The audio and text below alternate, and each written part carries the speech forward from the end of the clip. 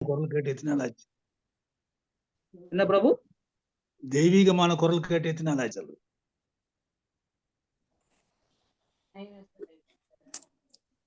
ஹரே கிருஷ்ணா, ஆரம்பிச்சலாம். ஓம் நமோ பகவதே வாசுதேவாயே. ஓம் நமோ பகவதே வாசுதேவாயே. ஓம் நமோ பகவதே வாசுதேவாயே.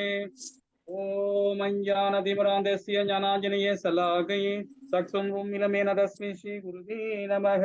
ஸ்ரீ சைத்தன்ய மனோபீசிரும் வாவினும் என பூதலே ஸ்வயம் ரூபகதாமாயம் ததா சிவபாதிகம் ஏ கிருஷ்ணா கருண சிந்தே தீனபந்தே ஜெகத்பதே கோபிஷா கோபிகா காந்தா ராதா காந்தா நமஸ்துதே சப்த காஞ்சன கௌராங்கி ராதே விருந்தானேஸ்வரி ஆனோ சுதேவியே பிரியமானி ஹரி பிரியே வாஞ்ச கல்பதராய கிருப சிந்து ஏவச நானாம் பாவனையு வைஷ்ணவியோ நமோ நமக.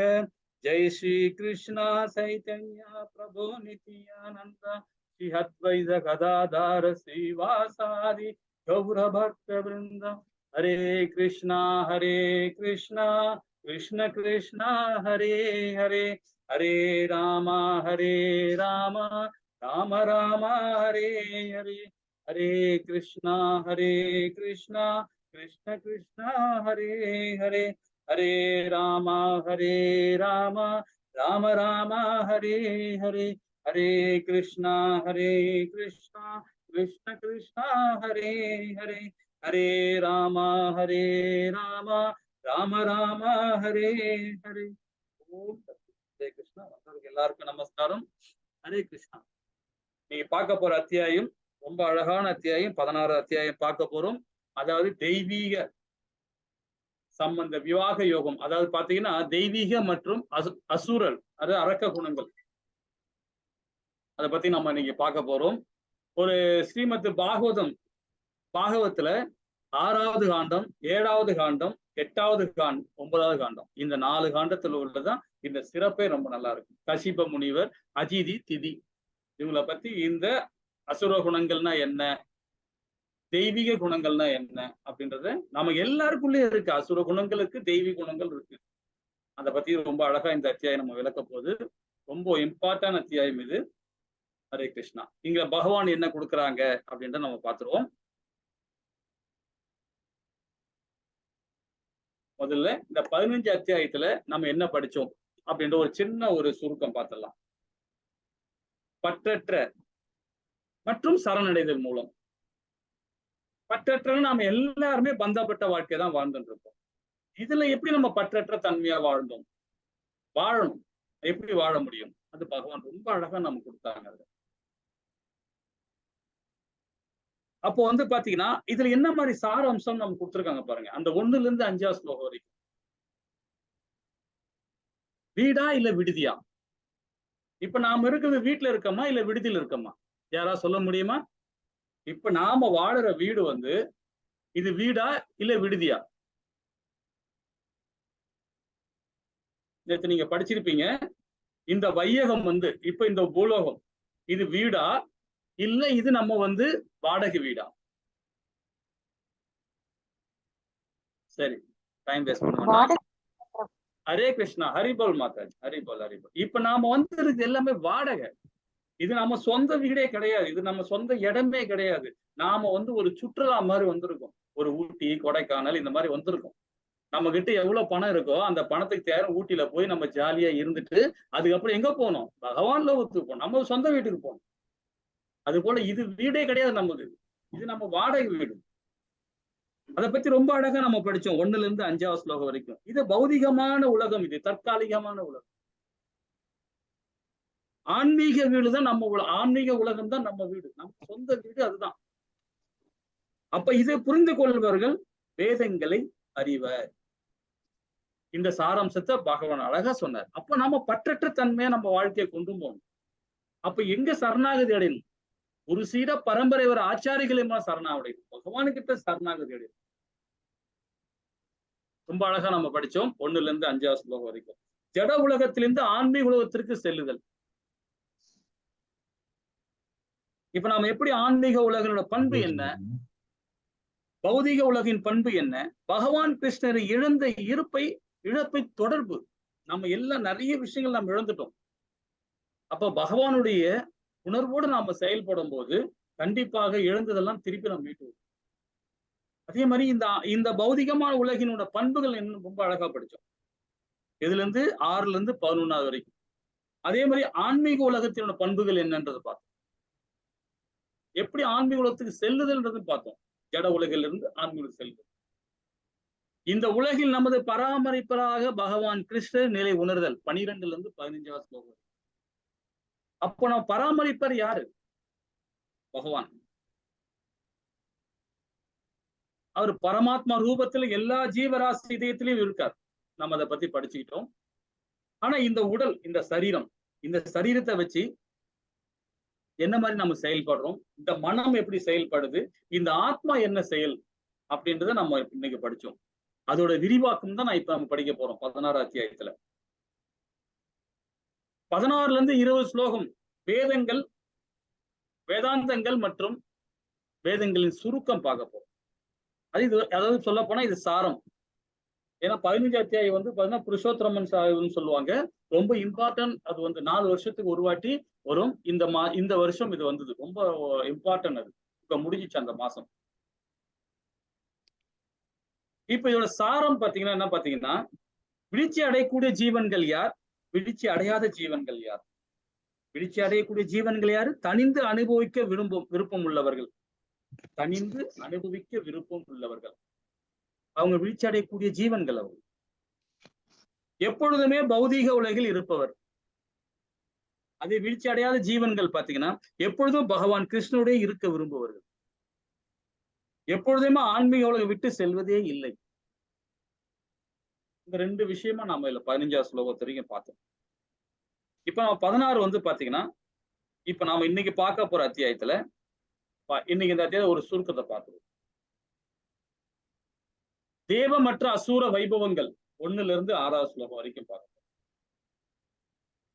அப்ப அதுல தெய்வீக குணங்கள் இருக்கு, அசுர குணங்கள். தெய்வீக குணங்கள் 26, அசுர குணங்கள் 6. அந்த தெய்வீக குணங்கள் நமக்கு என்னென்ன இருக்கு, அசுர குணங்கள்ல என்னென்ன இருக்கு, அதோட சிறப்பு அம்சத்தை நம்ம இன்னைக்கு பார்க்கணும். அப்புறம் அசுர குணங்கள்ல இயல்பு, அதாவது அசுர குணங்கள் இருக்கு இல்லையா, அதோட இயல்பு என்ன, 7ல இருந்து 18வது வரைக்கும் பார்க்க போறோம். அந்த அசுர குணங்கள் இயல்புல அந்த குணத்துல 3 விதமா நம்ம பிரிச்சு பார்க்க போறோம். செயல்பாடுகள், மனநிலை, குணங்கள். எங்க அசுர குணத்துல நாம தெய்வீக குணம் 26 குணம் நம்ம முதலே படிச்சு முடிச்சிருவோம். ஆனா அதுக்கப்புறமா அந்த அத்தியாயம் கடைசி வரைக்கும் பாத்தீங்கன்னா அசுர குணங்களோட பத்தான் சொல்லுவார் பகவான். மொத்தமே 6 குணம் தான் அசுர குணம். நம்ம கிட்ட இருக்குது 6 குணம் தான் அசுர குணம். அந்த அசுர குணத்தை ரொம்ப அழகா நாம இன்னைக்கு படிக்க போறோம். தெய்வீக குணங்கள் மொத்தமே 26 தான். அதனால ஒரு 2-3 அத்தியாயம் 2-3 ஸ்லோகத்துல நம்ம நிறுத்திப்போம். ஆனா அதுக்கப்புறமா படிக்கிறது ஃபுல்லா அசுர குணம். அப்போ அந்த அசுர குணோட செயல்பாடு எப்படி, மனநிலை எப்படி இருக்கும், அதோட குணங்கள் எப்படின்றத 3 விதமா பிரிச்சு படிக்க போறோம். தேர்வு செய்தல், அதாவது அசுர வைபவங்கள் விளைவுகள் மற்றும் முன்னேற்றம் அல்லது கீழ் செல்லுதல் ஆகியவை தேர்வு. 19ல இருந்து 24 ஸ்லோகம். அந்த 5 ஸ்லோகம் ரொம்ப இம்பார்ட்டன்ட். எப்படிப்பட்டது பாருங்க. நரகத்துக்கு 3 கதவுகள் சொல்லுவாங்க. நரகத்துக்கு 3 கதவுகள். அது என்னென்ன கதவுகள் பாத்தீங்கன்னா, காமம், கோபம், பேராசை. அதை பத்தி ரொம்ப அழகா நம்ம படிப்போம். அனைவருக்கும் தேர்வு செய்யறதுக்கான வாய்ப்பு இருக்கு. நம்ம எல்லாருக்கும் வாய்ப்பு இருக்கு. அந்த வாய்ப்பை நம்ம பயன்படுத்துறோமா அப்படின்றதான் பார்க்கணும். அதை பத்தி நம்ம இன்னைக்கு ரொம்ப அழகா பகவான் நம்ம உபதேசம். இந்த காமத்துக்கான காமம், கோபம், பேராசை, இது 3மே இம்பார்ட்டன்ட். இதை 3மே இல்லாம நம்ம பார்த்துக்கணும். இப்ப நம்ம படிச்சு இப்ப 3 இதா பார்ட்டா நம்ம பார்க்க போறோம். தெய்வீக அசுர குணங்கள் பார்க்க போறோம், அசுர இயல்புகள் பார்க்க போறோம், தேர்வு செய்யறதுக்கான வாய்ப்புகள் பார்க்க போறோம். 3 விதமா நம்ம பிரிச்சு படிக்க போறோம். ஹரே கிருஷ்ணா. அதற்கு முன்னாடி ஸ்ரீ ராதா கோவிந்தா இஸ்கான் பெங்களூருக்கு நம்ம அனைவர் சார்பாகவும் ஒரு பிரார்த்தனை ஆரம்பிப்போம். ஜெய் ஸ்ரீ கிருஷ்ணா சைத்தன்ய பிரபு நித்யானந்த ஸ்ரீ அத்வைத கதாதார சிவாசாதி கௌரவ ஜெய். ஹரே கிருஷ்ண கிருஷ்ண கிருஷ்ண ஹரே ஹரே, ஹரே ராம ராம ராம ஹரே ஹரே. ஜெய் கிருஷ்ண.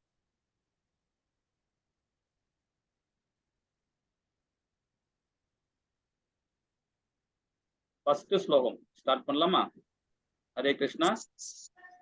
हरे कृष्ण प्रभुजी.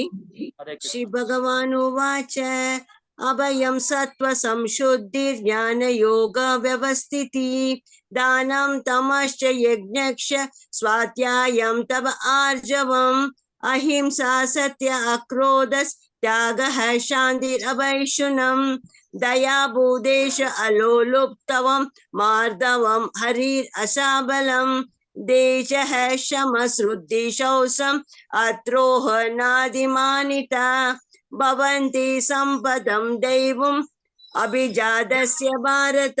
हरे कृष्ण. ஹரே கிருஷ்ணா. ஹரே கிருஷ்ணா மாதா. இப்ப முதல் ஸ்லோகத்துல எப்பவுமே பகவான் கிட்ட அர்ஜுனன் கேள்வி கேட்பார். இந்த இடத்துல ஃபர்ஸ்ட் ஸ்லோகமே பகவான் சொல்ல ஆரம்பிச்சிட்டார். ஏன்னா போன அத்தியாயத்தோட அதோட கண்டினியூட்டி தான் இது. என்ன சொல்றாரு பாருங்க, அச்சமின்மை. தனது நிலையை தூய்மைப்படுத்துவதால் ஆன்மீக ஞானத்தை விருத்தி செய்து கொள்ளுதல், தானம், சுய கட்டுப்பாடு, யாகம் செய்தல், வேதங்களை கற்றல், தவம், எளிமை, அகிம்சை, வாய்மை, கோபத்திலிருந்து விடுபட்ட தன்மை, துறவு, சாந்தி, குற்றம் காண்பது, விருப்பன்மை, எல்லா உயிரும் மீதான கருணை, பேராசிலிருந்து விடுபட்ட தன்மை, கண்ணியம், வெக்கம், மன உறுதி, வீரம், மன்னிக்கும் தன்மை, தைரியம், தூய்மை, பொறாமையின்மை, மரியாதை, எதிர்பார்க்காமல் இருத்தல் ஆகிய தெய்வீக குணங்கள் மறதினி மைந்தனே தெய்வீக இயல்புடைய உன்னதமான மனிதனை சார்ந்தது. இது பகவானுடைய உணர்வோடு நாம செயல்படும் போது எல்லாருக்கும் இந்த குணங்கள் இருக்கும். 26 குணங்கள் இருக்கு. இதுல ஏதாவது ஒரு குணத்தை நாம குடிச்சா போகும், கண்டிப்பா 25 குணம் நம்மகிட்ட வந்து. அதான் பகவான் சொல்றாரு, அச்சம் இருக்கக்கூடாது. எப்படிப்பட்ட அச்சம் இருக்கக்கூடாது பாருங்க, பகவான் மேல நம்பிக்கை இருக்கணும். நமக்கு பகவான் மேல நம்ம நம்பிக்கை இருக்கணும். பகவான் மேல நம்பிக்கை இல்லைன்னா கண்டிப்பா அச்சம் இருக்கும். கண்டிப்பா அச்சமையும். ஐயோ என் குழந்தை உடம்பு சரியில்லா போயிட்டானே, எனக்கு பிரச்சனை ஆச்சு, நான் என்ன பாவம் பண்ணணும் தெரியல, என் குழந்தைக்கு வந்துருச்சு, இது ஆயிடுச்சு, அது ஆயிடுச்சு, ஏதாவது ஒரு பிரச்சனை நம்ம உண்டு பண்ணிட்டே இருக்கோம். அதே நீ பகவானோட உணர்வோட நீங்க செயல்பட்டு பாருங்க, நாளை இன்றதே இல்ல, பகவான் கையில தான் இருக்கு அப்படின்ற அந்த ஆங்கிள் நீங்க நடந்து பாருங்க, செயல் பண்ணி பாருங்க, உங்க கர்மா பண்ணி பாருங்க, கண்டிப்பாக அச்சமே இருக்கு. நாளைக்கு இறக்க போறோம், நாளைக்கு இறக்க போறோம், அடுத்த மாசம் இறக்க போறோம், அடுத்த வருஷம் இறக்க போறோம், 100 வருஷம் போட்டு இறக்கணும், அந்த இறப்பை பத்தி நீங்க கவலைப்பட மாட்டீங்க. நமக்கு ஏன் அச்சம் வரப்போகுது? ஒன்றும் வர மாட்டேன். இது தெய்வீகமான குணங்கள். இது எதுக்குமே நீங்க அச்சமே பயப்படக்கூடாது, தைரியமா நிக்கணும். ஏன்னா பகவான் இருக்காரு. ஏன்னா நீங்க பகவானு கூட உணர்வோட அகர்மால நீங்க செயல்படுறீங்க, அகர்மா பணியில நீங்க செயல்படுறீங்க. வேதங்கள் என்ன சொல்லப்பட்டதோ அது மூலியமா நீங்க செயல்படும் போது நமக்கு அச்சமே இருக்காது. தனது நிலையை தூய்மைப்படுத்துதல். நம்ம ஆன்மீகத்துல இருக்கும். ஆன்மீகத்துல இருக்கும்போது பாத்தீங்கன்னா கண்டிப்பாக நம்மளுடைய ஸ்தானத்தை நாம கரெக்டா சரி பண்ணிப்போம். அசுர குணங்கள் இருக்கும் போதுதான் பாருங்க, ஒண்ணு அசுர குணங்கள்லயே அறியாமைன்னு ஒரு குணம். சிம்பிளா சொல்ல போனா அந்த அறியாமைன்ற குணமே அசுர குணம் தான். நான் தெரியாம பண்ணிட்டேன்னாவே அது முடிஞ்சிச்சு, அசுர குணம் தான். மனசுல கண்டிப்பா குணமாயாவும் ஜீவமாயாவும் இந்த எல்லா 14 மாயாவும் நம்ம கிட்ட வந்துருவான். அப்போ நாம அந்த நிலையை நாம தூய்மைப்படுத்தணும். எப்படி தூய்மைப்படுத்தணும்? பகவானோட ஹரிநாமத்தை சொல்லிக்கிட்டே இருக்கணும். ஹரிநாமத்தை சொல்லிக்கணும். ஹரே கிருஷ்ணா கிருஷ்ண கிருஷ்ண ஹரே ஹரி, ஹரே ராம ராம ராம ஹரி ஹரி. நம்ம எங்கெல்லாம் நிக்கிறோமோ நம்ம பாவம் போகும்.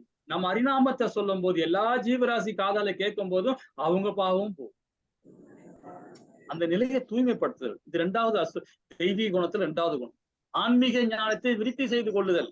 இப்படி வேதங்கள்ல படிக்கணும், உபநேசங்கள்ல படிக்கணும். 108 உபநேசங்கள் இருக்கு, 18 புராணங்கள் இருக்கு, 4 வேதங்கள் இருக்கு. சுயசரிதை யாரு சுயசரிதையும் படிக்க கூடாது, வேதங்களை மாத்திரம் தான் படிக்கணும். அப்ப அந்த ஞானத்தை நம்ம விருத்தி கொள்வோம். அந்த ஞானத்தை ஆன்மீக ஞானத்தை தான் விருத்தி கொள்ளணும், பௌதிகமானது கிடையாது. இது 3வது குணம். 4வது குணம் தானம். தானம் எப்படிப்பட்ட தானம் கொடுக்கணும் பாருங்க. நம்மளால முடிஞ்ச வரைக்கும் நமக்கு எல்லாருக்குமே ஒரு நல்ல நாள் வரும், நிறைய நல்ல நாள் வரும். கல்யாண நாள் வரும், பிறந்த நாள் வரும், காலேஜில சேர்ந்த நாள் வரும், தன்னுடைய பிள்ளைகளுக்கு கல்யாண நாள் வரும், பேரனுக்கு கல்யாண நாள் வரும், எல்லாம் ஏதோ ஒரு நாள் நல்ல நாள் நிறைய நேரம் வரும். அந்த நல்ல நாள்ல நம்மளால முடிஞ்சது ஒரு 4 புக்கு, ஒரு 5 புக்கு பகவத்கீதா இந்த விஞ்ஞானத்தை நமக்கு தானமா கொடுத்தோன்னு வச்சுக்கலாம். அதுதான் பகவான் கேட்கிறார். அந்த மாதிரி கொடுக்கிற பக்தன் தான் எனக்கு ரொம்ப பிரியமானவன்றாரு, என்னுடைய மகாத்மான்றார். பகவானே கொடுக்கிறார், இந்த வேதத்தில் சொல்றாரு. 18 அத்தியாயில சொல்றார், பகவானே சொல்றார், என்னுடைய மகாத்மாங்கள்ன்றார். அந்த தானம் அது போல தானம் கொடுக்கணும் நாம். ஆனா அந்த தானம் வாங்குறவங்க அதுக்கு தகுதியானவனால நீங்க பார்க்கணும். பார்த்துதான் அந்த தானத்தை நீங்க கொடுக்கணும். தகுதி இல்லாதவனுக்கு தானம் கொடுத்தீங்கன்னா அந்த பாவம் உங்களையும் வந்து சேரும். இதுலயும் ஒரு சிக்கல் இருக்கு. ஆனா அதே வந்து நீங்க பகவான உணர்வோட நீங்க இருந்தீங்கன்னா கண்டிப்பாக நீங்க தானம் கொடுக்கும் போது உங்களுக்கு அந்த பாவமே வராது. ஏன்னா நீங்க அந்த உணர்வோட செயல்படுறீங்க. பகவானோட உணர்வோட செயல்படும் போது கண்டிப்பாக பகவானே உங்களுக்கு காட்டுவார், இந்த ஆளு கொடுங்க அப்படின்னு சொல்லுவார். தானம் கொடுக்குறது ரொம்ப இம்பார்ட்டன்ட். தன்னோட பிள்ளைகள் கூட இந்த தானம் கொடுக்கலாம், தப்பு இல்லை. ஆனா அந்த பிள்ளைகள் வந்து பேர பிள்ளைகளோ பேத்திகளோ யாரோ மகளோ நீங்க தானம் கொடுத்தீங்களோ, தானம் எப்படி கொடுப்பீங்க? நீங்க சம்பாதிச்ச சொத்தை எடுத்து நம்ம பிள்ளைகளுக்கு கொடுக்க போறீங்க, தப்பே இல்லை. அதுதான் நம்ம சம்பாதிக்கிறோம். ஆனா அதே பிள்ளைகள் சரி, அதே பேரன்கள் சரி, பேத்திகள் சரி, அவங்க அந்த பணத்தை நீங்க கொடுத்த சொத்தை நல்வழிகளை செலவு பண்ணாங்கன்னா நீங்க தப்பிச்சீங்க. அவங்க தீய வழிகளை செலவு பண்ணாங்கன்னா அதுல வர பாவத்தை சரிபாதி உங்களையும் வந்து சேரும். ஏன்னா அவங்க காரியம் பண்றாங்க, நீ காரணமா இருக்குது. அது பிராமண குவாலிட்டி கிடையாது. பிராமண குவாலிட்டினா சேர்த்து வைக்க மாட்டான். பிராமண குவாலிட்டி சேர்த்து வைக்க கூடாது. சேர்த்து வைக்கிறோம் யாருமே பிராமணன் கிடையாது. இது ஒரு வேதம். அது மாதிரி தானம் கொடுக்கறதுல வந்து ரொம்ப இம்பார்ட்டன்ட். ரோட்ல போற பிச்சைக்காரன் கூட தானம் கொடுக்க கூடாது. அவங்க யாசனம் கேட்கறான்னு கொடுக்க கூடாது. அதோட அவன் கூப்பிட்டு வச்சு, வாப்பா உனக்கு சாப்பாடு வாங்கி தரேன், உனக்கு என்ன வேணும்னு சொல்லு, சாப்பாடு வாங்கி தரேன், வயிறார அவனுக்கு சாப்பாடு கொடுங்க, அவனுக்கு துணி வாங்கி கொடுங்க, உடல் கொடுங்க, ட்ரெஸ்ஸை கொடுங்க, கொடுக்கலாம். பணமோ பொருளோ எதுவுமே கொடுக்க கூடாது. அந்த பணமோ பொருளோ கொடுத்தீங்கன்னா அவன் தீய வழியில கொண்டு போய் செலவு பண்ணான்னு வச்சுக்கலாம், அந்த பாவத்தை நீங்க தான் சேருவீங்க. இப்படிதான் அவன் சேரும். ஏன்னா அவன் காரியம் பண்றான், நீங்க காரணமா இருக்கீங்க. அது போல செயல். அதே மாதிரி தானத்தை நம்ம கொடுக்கவே கூடாது. சுய கட்டுப்பாடு இருக்கணும் நமக்கு. நமக்கு சுய கட்டுப்பாடு கண்டிப்பாக இருக்கும். இது வந்து தெய்வீக குணத்துல இது முக்கியமானது. யாகம் செய்தல். எப்படிப்பட்ட யாகம் பாருங்க, பகவானுக்கு அர்ப்பணம் பண்ற மாதிரி யாகம் பண்ணணும். நம்ம சுயநலத்துக்காக யாகம் பண்ணக்கூடாது. இப்ப பாத்தீங்கன்னா ஒரு கும்பாபிஷேகம் கோவில் யாகம் பண்ணுவாங்க. அந்த யாகத்துல போய் ஒரு 4 செல்ஃபி எடுத்துக்கிட்டு அதை வந்து நான் பேஸ்புக்லயோ இதுலயோ ஒண்ணு போட்டு அதை லைக் பண்ணுவாங்க பாருங்க. நான் 1 லட்சம் ரூபாய் கொடுத்தேன் அந்த யாகம் நடத்துறதுக்காக, இவ்வளவு செலவு பண்ண என்ன போட்டோ எடுத்து அதை வந்து லைக் கொடுப்பான். அது யாகமே கிடையாது. இந்த கையில கொடுக்கறது இந்த கையில தெரியக்கூடாது. தானம் கொடுக்கறது அதான் ரொம்ப இம்பார்ட்டன்ட். அதுதான் நம்ம யாரு நம்மளுடைய அர்ஜுனன் கொடுப்பான், அந்த மாதிரிதான் கொடுப்பான். அதுதான் பகவானே சொல்வார், செல்வத்தை விரும்புவனேன்னுவார். யாரு? அர்ஜுனனை. அவன் கொடுக்கறது தெரியாது. சனி பகவான் மாதிரி அவன் இந்த கையில கொடுக்க இந்த கையில தெரியாது. அந்த மாதிரி தானம் கொடுக்கணும். அதே மாதிரி யாகம் பண்ணாலும் அது மாதிரி யாகம் பண்ணணும். பகவானுக்கு தான் யாகம் பண்ணணும். வீடு நல்லா இருக்கணும், வீடு சூட்சமா வரணும், ரொம்ப பிரைட்டா வரணும், என் பையன் ரொம்ப பிரைட்டா வரணும், அவனுக்காக யாகம் பண்றது அது சுயநலமான யாகம். அது பௌதிகமான யாகம். அது வந்து ஒரு எல்லைக்கு ஒரு முட்டம் தான், ஒரு எல்லைக்கு உட்பட்டதுதான். அதுக்கப்புறமா அது திரும்ப விழிச்சுதான் அடையும். அதே பகவானுக்கு நீங்க பண்ணுங்க, கண்டிப்பாக நீங்க மோட்சம் அடைவீங்க. வேதங்களை கற்றல். தவம். எப்படிப்பட்ட தவம் பாருங்க. வாக்கு தவம். நம்ம வாக்கு தவம் இருக்கு, நம்ம நடத்தை இருக்கு. 4 விதமான குவாலிட்டி இருக்கு பாத்தீங்களா? மாமிசம் சாப்பிடக்கூடாது, மது அருந்தக்கூடாது, சூது விளையாடக்கூடாது, தவறான பாலுணர்வு இருக்கக்கூடாது. இது தவம். எளிமை இருக்கணும், எல்லாத்திலுமே எளிமை இருக்கணும். சத்துவ குணத்துல செயல்படும் போது நாம எளிமையாயிடும். கண்டிப்பாக எளிமையா இருக்கும் சத்துவ குணத்துல செயல்படும் போது. அசுர குணத்திலையும் ஹரே கிருஷ்ணா, ரசோ குணத்திலையும் தமோ குணத்துல செயல்படும் போது அப்ப நாம எப்படிப்பட்ட குணமா விரும்புறோம்? எளிமை இருக்க முடியாது. நம்ம ரொம்ப பெருசா நம்மளே பில்டப் பண்ணிப்போம். எளிமை இருக்கணும். அஹிம்சை. அஹிம்சைனாவே நிறைய பேருக்கு ஒரு மாதிரியா இருக்கும், கொமட்டும். காரணம் என்னன்னா அசுர குணத்துல உள்ளவங்களுக்கு கண்டிப்பாக அது கொமட்டும். அதே பகவான உணர்வோடு இருக்கும்போது தெய்வீக குணங்கள்ல இது ஒரு குணம், நல்ல குணம் அஹிம்சை. வாய்மை. கோபத்திலிருந்து விடுபட்ட தன்மை. துறவு. துறவு என்னன்னு சொல்லப்போனா நாம எல்லாமே ஒரு பௌதிகத்துல நாம ஒரு பந்தப்பட்ட வாழ்க்கையை தான் வாழ்ந்துடும். நமக்கு எல்லாம் குடும்பம், வாசல், சொசைட்டில நம்ம ஒரு நல்ல பொசிஷன்ல நம்ம எல்லாமே இருக்கலாம், தப்பே கிடையாது. ஆனா அதே பற்றற்ற தன்மையா பகவானை மையப்படுத்தி நம்மளுடைய செயல் இருக்கும் போதுதான் அதுதான் உண்மையான துறவு. கிரகஸ்தனா இருக்கான் பாருங்க, ஒரு குடும்பத்துல இருக்காங்க பாருங்க, அவங்க வந்து பற்றற்ற தன்மையா செய்யறாங்க, பகவானுக்கு பக்தி கொடுக்குறாங்க பாத்தீங்களா? சாப்பிட மாட்டேங்குது. ஹரே கிருஷ்ணா. பாத்துங்க பிரபு. ஹரே கிருஷ்ணா. ரெக்கார்டிங் போயிட்டு இருக்கு. சாந்தி. இந்த சாந்தி எப்படி கிடைக்கும் பாருங்க. இன்பம் துன்பம் மானம் அவமானம் இதெல்லாம் வருது பாத்தீங்களா, இருமை. அதே மாதிரி சாந்தியும் ஒண்ணு உண்டு. மனதாலேயோ உடலாலோ செய்யப்படுற சாந்தி என்னைக்குமே அது நிலையானது கிடையாது. அடுத்த நிலையும் நமக்கு அதை மோசமான நிலைமையில கொண்டு போய் விடும், பிடிச்சல கொண்டு போய் விட்டுரும். அதே ஆத்ம ரூபத்துல பண்றோம் பாத்தீங்களா, அதான் சச்சித்தானந்தம். அதுல கிடைக்கிற சாந்தி இருக்கு பாருங்க, அதுதான் தெய்வீகமான குணத்துல கொண்டு போய் விடும். அந்த சாந்தி தான் நமக்கு வேணும். எப்படி இருக்கணும்? ஆத்ம ரூபத்துல. ஆத்மா என்ன பண்பு, அந்த ஜீவாத்மா என்ன பண்பு பாத்தீங்கன்னா தெய்வீகமான பண்பு தான் அது. ஆனா உடல் அப்படி கிடையாது. இது பௌதிகமான உடலோட செய்யறது. மனமும் பௌதிகமானதுதான். குற்றம் காண்பது விருப்பன்மை. நீங்க யாரையோ ஒருத்தர் நீங்க குறை சொல்றேன்னு வச்சுங்களேன், அந்த குறை சொல்லும் போது யார குறிப்பிட்டு குறை சொல்றீங்களோ அவனை செய்யற பாவம் உங்களை பாதி உங்களை சேரும். ஒரு அரசியல்வாதி இருக்கான், நிறைய கொள்ளடிக்கிறான், நிறைய பண்றான் தப்பு பண்றான். பகவானுக்கு தெரியும் அவன் கொள்ளடிக்க தெரியும். ஏன்னா அவன் இதயத்திலயும் பரமாத்மா இருக்காரு, உங்க இதயத்திலயும் பரமாத்மா இருக்காரு. அவருக்கு தெரியாதா அவன் குற்றம் பண்றான்றது? அதை நீ சொன்னீங்கன்னா அவன் கொள்ளடிக்கிறான் பாருங்க, சொத்துல கொள்ளடிக்கிறான் பாருங்க, அதுல பாதி பாவம் உங்களையும் சேரும், குறை சொல்றவங்களையும் சேரும். அதுல நிறைய கதைகள்லாம் இருக்கு சொல்ல போனா. அது இப்ப டைம் இல்ல, அது பிறகு பார்ப்போம் ஒரு நாளைக்கு. சோ அந்த மாதிரி குற்றம் காண்பதில் நாம விருப்பமே இருக்கக்கூடாது. யாரை பத்தியும் குற்றம் சொல்லக்கூடாது. எல்லா உயிரும் மீது கருணை இருக்கணும். காரணம், எல்லா ஜீவராசி இதயத்திலையும் பரமாத்மா குடிகொண்டு இருக்கிறார். அப்படி இருக்கும்போது நம்ம எந்த ஜீவராசியை நம்ம குறை சொல்ல முடியும்? எறும்ப சொல்ல முடியுமா? யானைய சொல்ல முடியுமா? பூனைய சொல்ல முடியுமா? நம்ம பேரனை சொல்ல முடியுமா? நம்ம பிள்ளைய சொல்ல முடியுமா? எல்லா இதயத்திலையும் பரமாத்மா இருக்காரு. அப்ப எல்லா ஜீவராசியும் ஒரே போலதான் பார்க்கணும். நீங்க என்ன பாவம் பண்றீங்களோ, என்ன புண்ணியம் பண்றீங்களோ அதுக்கேத்த உடல். நான் அடுத்த ஜென்மத்துல நீங்க இப்ப எந்த விலங்கா பிறக்கலாம், இல்ல மனுஷனா பிறக்கலாம், இல்ல பாதா லோகத்துக்கு போகலாம். எந்த லோகத்துக்கு போறாங்க நம்ம செய்யற கர்மா தான். இப்ப நாயா பிறந்திருக்கானா போன ஜென்மத்துல அவன் மனுஷனா இருந்திருப்பான், ஏதோ ஒரு விலங்கா ஏதோ ஒரு மனுஷ ரூபத்துல இருப்பான், செய்யாத பாவத்தை செஞ்சிருப்பான், அதனால அவன் நாயா பிறந்துட்டான். அதனால நாம நாயை குறை சொல்ல முடியுமா? சொல்ல முடியாது. ஏன்னா அவங்களுக்கு கர்மா இருக்கு. அதனால எல்லாருமே நம்ம கருணையா தான் இருக்கணும். ஏன்னா பகவானோட அங்கத்துல இருந்து வந்துதானே ஜீவாத்மா. பேராசிலிருந்து விடுபட்ட தன்மை, இது ரசோகுணத்தோட செயல்பாடு. கண்ணியம் இருக்கணும், வெட்கம் இருக்கணும். வெட்கம்னா எப்படிப்பட்ட வெட்கம் பாருங்க. பெண்கள் வெட்கப்படுறாங்க, அந்த வெட்கம் கிடையாது. எல்லாருக்கும் உள்ள பொதுவான வெட்கம். நாம தப்பு பண்ணிட்டோம்னா நாம வெட்கப்படணும், கூலி குறுகணும். நாம தப்பு பண்ணிட்டோம், அதுக்கு உடனே நம்ம தண்டனை வேணும், நம்ம தண்டனை அனுபவிக்கணும். அந்த வாழ்நாள்லயே கண்டிப்பா அனுபவிக்கணும். ஆனா அனுபவிக்கலைன்னா அது அப்படியே பெருசா பெருசா பெருசா பெருசா பெருசா போய் நிற்கும். ஒரு விதை வைக்கிறோம், அது என்ன ஆகுது? கனி.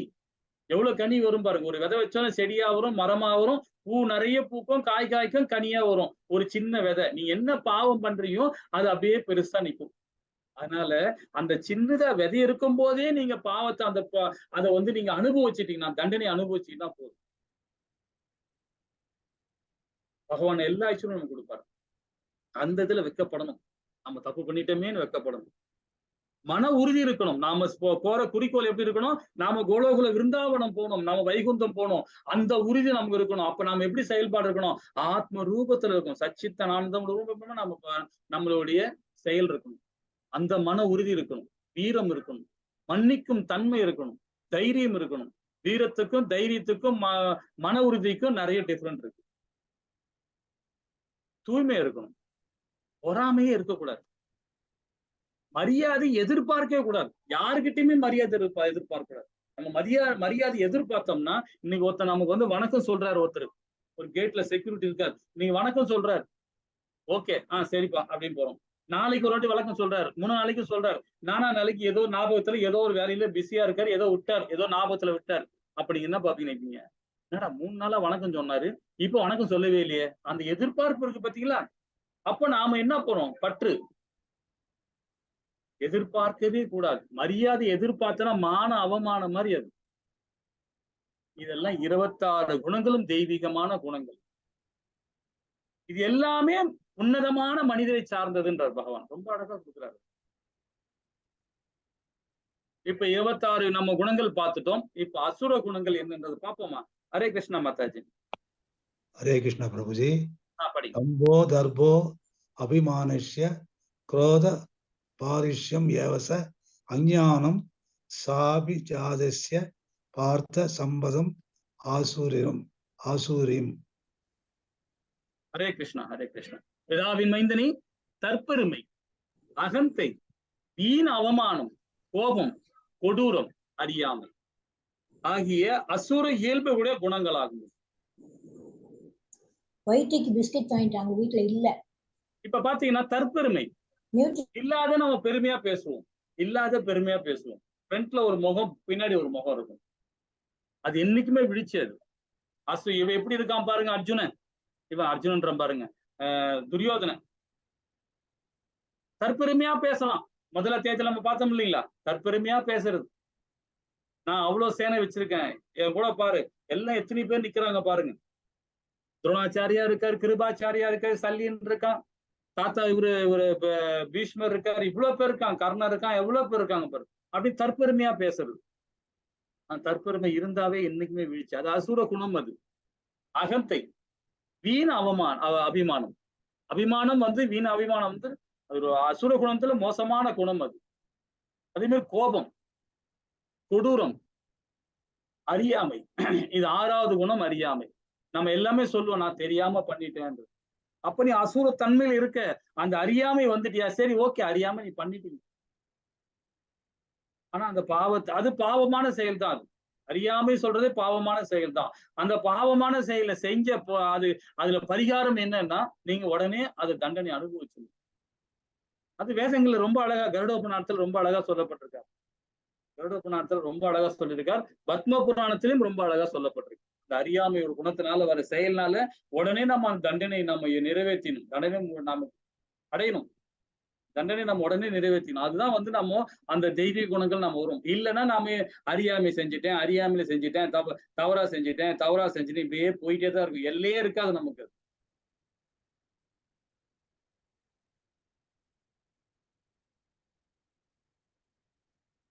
ஹரே கிருஷ்ணா. 5வது ஸ்லோகம் பார்ப்போம். ஹரே கிருஷ்ணா மாதாஜி. हरे कृष्ण। देवी संपत् विमोक्षाय निबन्धाय सुरीमदा माशेषु संबंधं देवी अभिजादो असि पांडव। हरे कृष्णा ஹரே கிருஷ்ணா. தெய்வீக குணங்கள் முக்தி தரக்கூடியவை, அசுர குணங்கள் பந்தப்படுத்துபவை. பாண்டுவின் மைந்தனி, கவலைப்படாதே, நீ தெய்வீக குணங்கள் பிறந்திருக்கிறாய், குணங்களோடு பிறந்திருக்கிறாய். யாரு? அர்ஜுனனை சொல்றாரு பகவான். உண்மைதானே? ஏன்னா போன பிரிவில் அவர் நரநாராயணா இருந்தவன் தானே. பகவானுக்கு தெரியும், அர்ஜுனுக்கு தெரியாது. நரநாராயணா இருந்தாங்க 2 பேருமே, ஈருடல் ஒரு உயிரா இருந்தவங்க. அவ பகவானுக்கு தெரியும். அப்போ தெய்வீக குணங்கள் என்ன, அசுர குணங்கள் என்ன? இப்ப பகவானே சொல்றாரு பாருங்க, நீ தெய்வ குணங்களோடு பிறந்திருக்கிறாய் என்றார் பகவான். அப்போ நல்லா புரிஞ்சுங்க. இப்ப நாம ஸ்ரீமத் பகவத்கீதை இந்த விஞ்ஞானத்தை நம்ம படிக்கிறோம்னா, அப்ப நாம என்ன மாதிரி குணத்துல இருக்கோம் பாருங்க. தெய்வீகமான குணத்துல தான் நாமளும் இருக்கும். அது பகவான் நம்ம சொல்றாரு, டைரக்டா சொல்றாரு நம்ம கிட்ட இதன் மூலியமா, இந்த வேதம் மூலியமா நம்ம சொல்றாரு. ஏன்னா இந்த விஞ்ஞானம் நம்ம தெரிஞ்சுக்கணும்னா பகவானோட அனுகிரகம் இல்லாம தெரிஞ்சுக்கவே முடியாது. எல்லார் வீட்லயுமே புத்தகம் இருக்கும், எல்லா வீட்டிலயும் புத்தகம் இருக்கும். ஆனா படிக்க முடியாது, டைம் இருக்காது. என்ன கேட்டா பிஸி, நான் பிஸி, அங்க போகணும், இங்க போகணும், நான் சம்பாதிக்கணும், அப்படி இப்படி ஓடிக்கிட்டே இருப்பாங்க. வாழ்நாள் ஃபுல்லா ஓடிட்டே இருப்பாங்க. அதாவது நம்ம ரசோ குணத்திலேயே போயினே இருப்பாங்க. பகவானோட அனுகிரகம் இருக்கு, நாம ஏதோ ஒரு புண்ணிய காரியம் பண்ணிருக்கோம், அதனால்தான் இன்னைக்கு இந்த வேதம் படிக்கிறோம் நாம். அப்ப நாம எல்லாம் தெய்வீக குணத்தை நம்ம பிறந்திருக்கிறோம், ஏதோ ஒரு வகையில நம்ம புண்ணியம் பண்ணியிருக்கோம். அதுதான் இங்க அர்ஜுனுக்கு பகவான் சொல்றார்.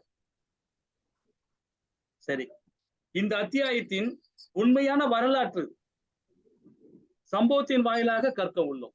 இது முக்கியமா நம்ம தெரிஞ்சுக்கணும். அசுர குணங்கள்னா என்ன, தெய்வீக குணங்கள் என்ன நம்ம தெரிஞ்சுக்கணும் இல்லைங்களா? அசுர குணங்கள் 6 குணங்கள், தெய்வீக குணங்கள் 26 குணங்கள். அது என்ன நம்ம தெரிஞ்சுக்கணும். இப்ப நாம ஸ்ரீமத் பாகவத்துல என்ன சொல்லப்பட்டிருக்காங்க அப்படின்னு ஒரு கோடிட்டு காட்டிட்டு வருவோம். காட்டு வந்தா ரொம்ப ஈஸியா புரியும். 2 சகோதரிகள் கதை தான் அது. ஹரே கிருஷ்ணா மாதாஜி பிரபு யார பேர்ல அந்த சவுண்ட் வந்துகிட்டே கீச்சு கீச்சுன்னு ரெக்கார்டிங்ல ப்ராப்ளம் வரப்போகுது. 2 சகோதரிகள் கதை இப்ப கேட்கிறோம், சொல்றேன் பாருங்க. திதி, அதிதி. இவங்க தக்ஷனுக்கு மகளாக பிறந்தவங்க தான் இவங்க. 60 பேருக்கு மேல மகள்கள், எல்லாமே பொம்பளை பிள்ளைங்க அவருக்கு. அதுல ஒரு பொம்பளை முதல் குழந்தை யாருன்னா தாட்சாயினி. அவங்கதான் யாருன்னா உமாதேவி, அதான் நம்ம சிவபெருமானுடைய உமையவள். அவள் தான் நம்ம முதல். அதுல வந்து 12, 13 தான் அதிதி திதி அந்த பிள்ளைகள். அவருக்கு வந்து கசிப முனிவருக்கு திருமணம் பண்ணி வச்சிடறாங்க. கசிப முனிவருக்கு 12 மனைவிகள் இருக்காங்க. அதுல இவங்க 2 பேர் அதிதி திதி. மீதி 27 மனைவிகள் இருக்காங்க. அந்த 27 மகள்கள் இருக்காங்க தட்சனுக்கு. அவங்க சந்திர பகவான் கல்யாணம் பண்ணிக்கிறார். 27 பெண்கள். அந்த 27 பெண்கள் தான் இந்த ராசி நட்சத்திரம் சொல்றோம் பாத்தீங்களா, 27 நட்சத்திரம். எல்லாருக்கும் வறுமை நட்சத்திரம். அதுதான் அந்த அவங்கதான் வந்து 27 நட்சத்திரங்களா இருக்காங்க. அது மாதிரி சொல்லிட்டே போலாம், நமக்கு டைம் இல்ல. நம்ம இது வரைக்கும் பார்ப்போம். இப்ப அதிதி திதியை மட்டும் பார்ப்போம். அதிதி யாரு, திதி யாரு அப்படின்னு நம்ம தெரிஞ்சுக்கணும் இல்லைங்களா? இப்ப நம்ம ஓரளவுக்கு புரிஞ்சுக்கிட்டோம். கசிப முனிவரோட மனைவிகள் இவங்க. கசிப முனிவர் யாருன்னா பிரஜாபதி. 7 பெருமுனிகள அவர் ஒரு பெரிய முனி. பகவான் அண்ட சராசரங்களை படைக்கும் போது பிரம்மாவை படைக்கிறார். பிரம்மா சனத்குமாரை படைக்கிறார். சனத்குமார் பிரம்மா இந்த 7 பெருமுனிகளை படைக்கிறார், பிரஜாபதிகளை. அதுக்கப்புறம் 14 மனுக்களை படைக்கிறார். சோ இந்த பிரஜாபதிகள்ல இப்ப இவங்க எல்லாருமே வந்து 7 பிரஜாபதிகளை பாத்தீங்கன்னா விஸ்வாமித்திரர், அங்கிரிஷ், இவங்க எல்லாம் வந்து பாத்தீங்கன்னா 1 லட்சம், 10,000, 20,000 இந்த மாதிரி உயிர் வாழிகளை உருவாக்குற தன்மை உள்ளவங்க இவங்கெல்லாம். அப்படிப்பட்டவங்க தான். அதிதி பாத்தீங்கன்னா தேவர்களோட தாயார்.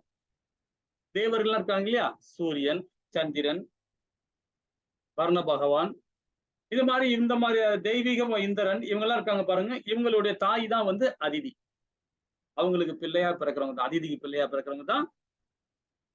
அதே திதிக்கு பிறக்கிற குழந்தைகள் எல்லாமே அசுரர்கள். இரணியகசிபு, இரணியன், ராவணன், இதெல்லாம் இவங்க எல்லாமே வந்து அசுர குணங்கள் உள்ளவங்க. இவங்க எல்லாம் யாரு தாய் பாத்தீங்கன்னா திதி. இதுல என்ன ஒரு பியூட்டி பாருங்க, அதிதி வயித்துல தேவர்கள் பிறக்கிறாங்க, திதி வயித்துல அசுரர்கள் பிறக்கிறாங்க. 2 பேருக்கு அப்பா யாரு, கசிப முனிவர். அங்கேயே பங்காளி சண்டை, சக்காலித்தி சண்டை, பங்காளி சண்டை முட்டிக்கிட்டாங்க. எந்த காலத்துல பாருங்க, அந்த காலத்திலேயே.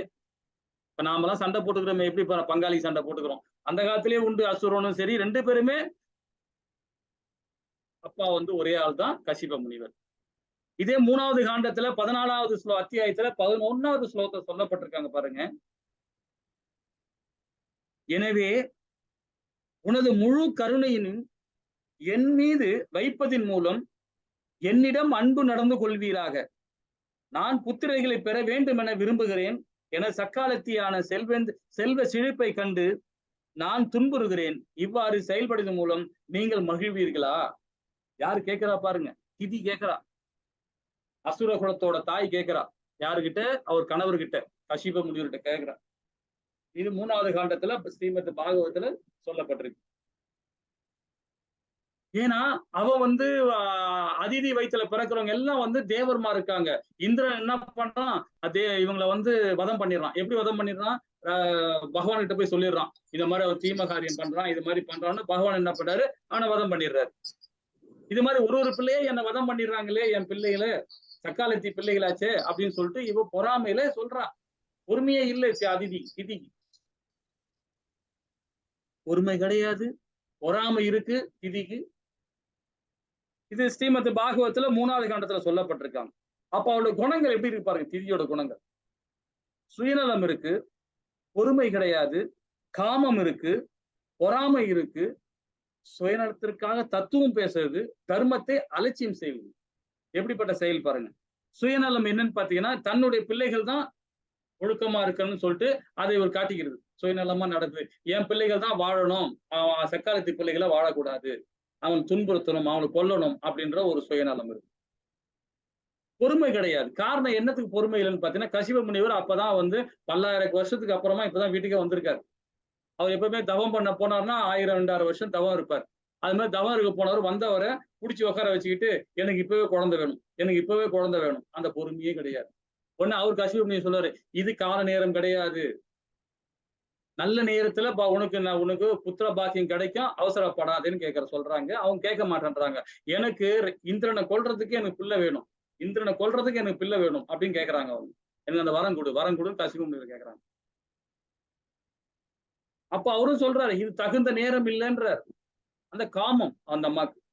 அதே மாதிரி பொறாமை இருக்கு, பொறுமையே கிடையாது. சுயநலத்துக்காக தத்துவம் பேசுறாங்க. என் மகனை கொல்றாங்க, அவனை கொல்லணும், இந்திரனை கொல்லணும், என் சக்காலத்தி பையனை கொல்லணும் அப்படின்னு நிக்கிறா. தர்மத்தை அலட்சியம் செய்தல், இது அசுர குணங்கள்ல அந்த அம்மாக்கு இருக்கு. இதே மாதிரி 8வது காண்டத்துல ஸ்ரீமத் பாகவதத்துல 16வது அத்தியாயத்துல 2வது ஸ்லோகத்துல சொல்லப்பட்டிருக்காங்க. பற்பல நாட்களுக்கு பிறகு மிகவும் சக்தி வாய்ந்தவரான கசிப முனிவர் தனது சமாதி நிலையிலிருந்து எழுந்தார். அதிதியின் ஆசிரமத்திற்கு திரும்பி சென்ற அவர் அது மகிழ்ச்சிகரமான நிலையில் இல்லாததை கண்டார். இப்ப அதிதி வீட்டுக்கு வர்றார். அதிதி பாத்தீங்கன்னா தவம் வந்துட்டு வர்றாரு. வந்து பார்த்தா இந்த அம்மா வந்து சோகமா வந்து வீட்டு வாசல்ல உட்காந்துக்கிறாங்க. யாரு? தேவர்களோட அம்மா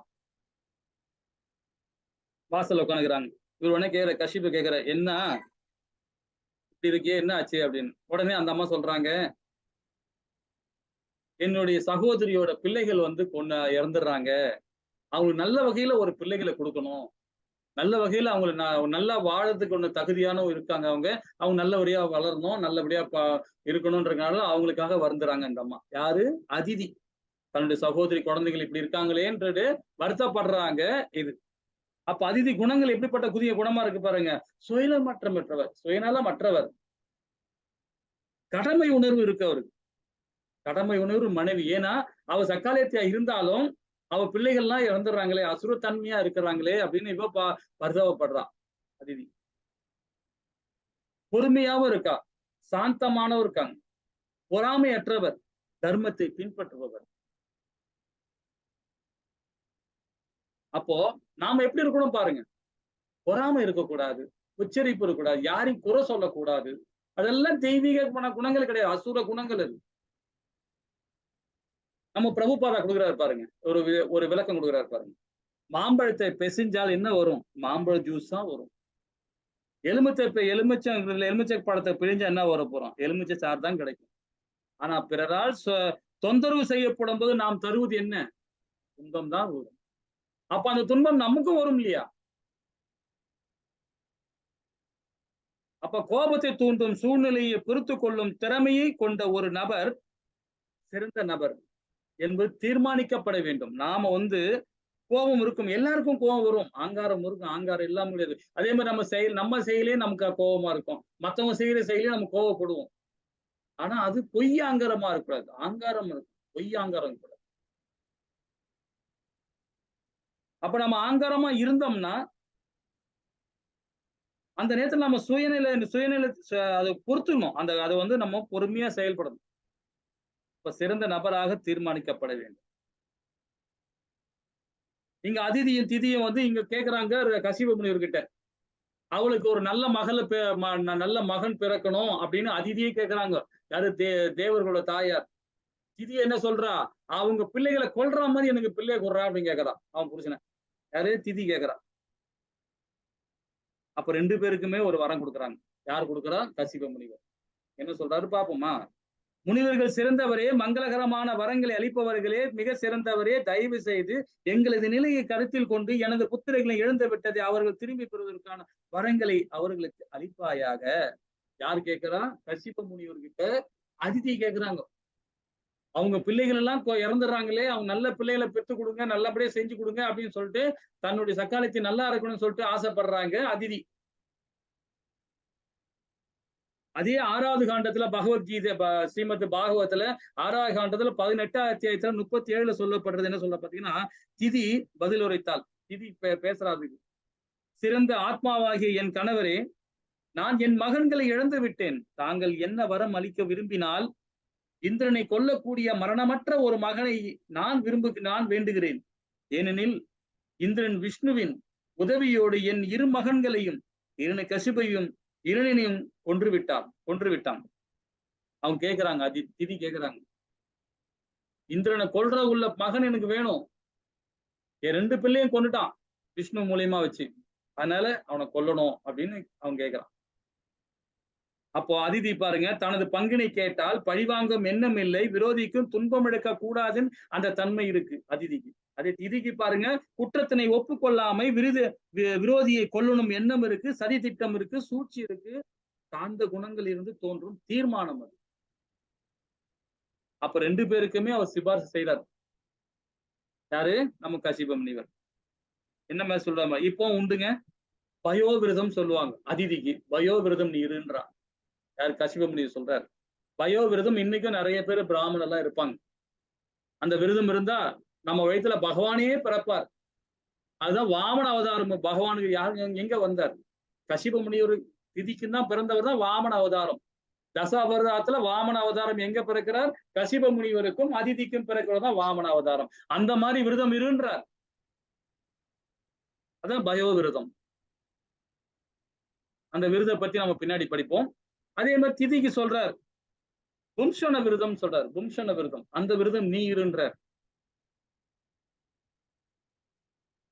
அது 8வது காண்டத்துல 16வது அத்தியாயத்துல 20வது ஸ்லோகத்துல சொல்லப்படுது. அன்புள்ள அதிதியே, பரமபுருஷ பகவானின் பக்தி தொண்டில் ஈடுபடுவாயாக. யாருக்கு? அதிதிக்கு சொல்றார். அசுரக தெய்வீக குணத்தோட தாய்க்கு சொல்றார். அவரே அனைத்திற்கும் எஜமானர். அவரால் எல்லோருடைய எதிரிகளையும் அடக்கிவிட முடியும். மேலும் அவரே எல்லாருடைய இதயத்திலும் வீட்டிருக்கிறார். பகவான் கிருஷ்ணர் அல்லது வாசுதேவர் எனப்படும் அப்பரமபுருஷன் பிரபஞ்சத்தின் ஆன்மீக குரு என்பதால் அவரால் மட்டுமே அனைவருக்குமே சர்வ மங்களகரமான வரங்களை அளிக்க முடியும். அப்போ பயோவிரதம் இருன்றார். அப்ப நோய்க்கு தகுந்த மருந்து என்ன? வழங்க மருத்துவர் தேவை. எனது பௌதீக அன்பைக்குரியவர் வழிகாட்டுவதற்கு ஆன்மீக வழிகாட்டியே தேவை. அந்த ஆன்மீக வழிகாட்டிய கசிப முனிவர் பகவான் மூலியமா அவர் கொடுக்கிறார். அப்ப அதிதிக்கு வாமன அவதாரமா பகவான் வரார். திதிக்கு பாத்தீங்கன்னா 49 மருதுகள் பிறக்கிறாங்க. அந்த 49 மருதுகளும் அசுரர்கள் தான். பிறகு அவ விருந்தார்ல வம்ச விரதம் இருந்தார் இல்ல, அந்த வம்ச விரதம் இருந்தனால அவளுக்கு பாத்தீங்கன்னா அந்த 49 மருதுகளும் தேவர்கள் ஆகிறாங்க. அப்போ நம்ம எல்லாருக்குமே பாத்தீங்கன்னா விடிச்சே கிடையாது. ஹரிபக்தியோட இருந்து பகவானுக்கு நாம ஹரே கிருஷ்ணா கிருஷ்ணா கிருஷ்ணா ஹரே ஹரி, ஹரே ராம ராம ராம ஹரி ஹரி, அந்த தாரக மந்திரம் மட்டும் நம்ம ஜபிச்சுனே நினைக்கலாம். எல்லா பாவங்களும் திதிக்கு எப்படி எல்லா பாவம் போச்சு பாருங்க. தன்னோட 49 பிள்ளைகள் பிறக்கிறாங்க, மருதுகளா பிறக்கிறாங்க. கடைசியில என்ன ஆச்சு பாருங்க, அசுர குணத்தோட பிறக்கிறாங்க. ஆனா தெய்வீகமான குணத்தோட மாறி அவங்க எங்க போறாங்க? தேவர்களாகிறாங்க. அவர் கதையை நம்ம பின்னாடி படிப்போம். அப்போ நாம என்ன மாதிரி இருக்கணும்?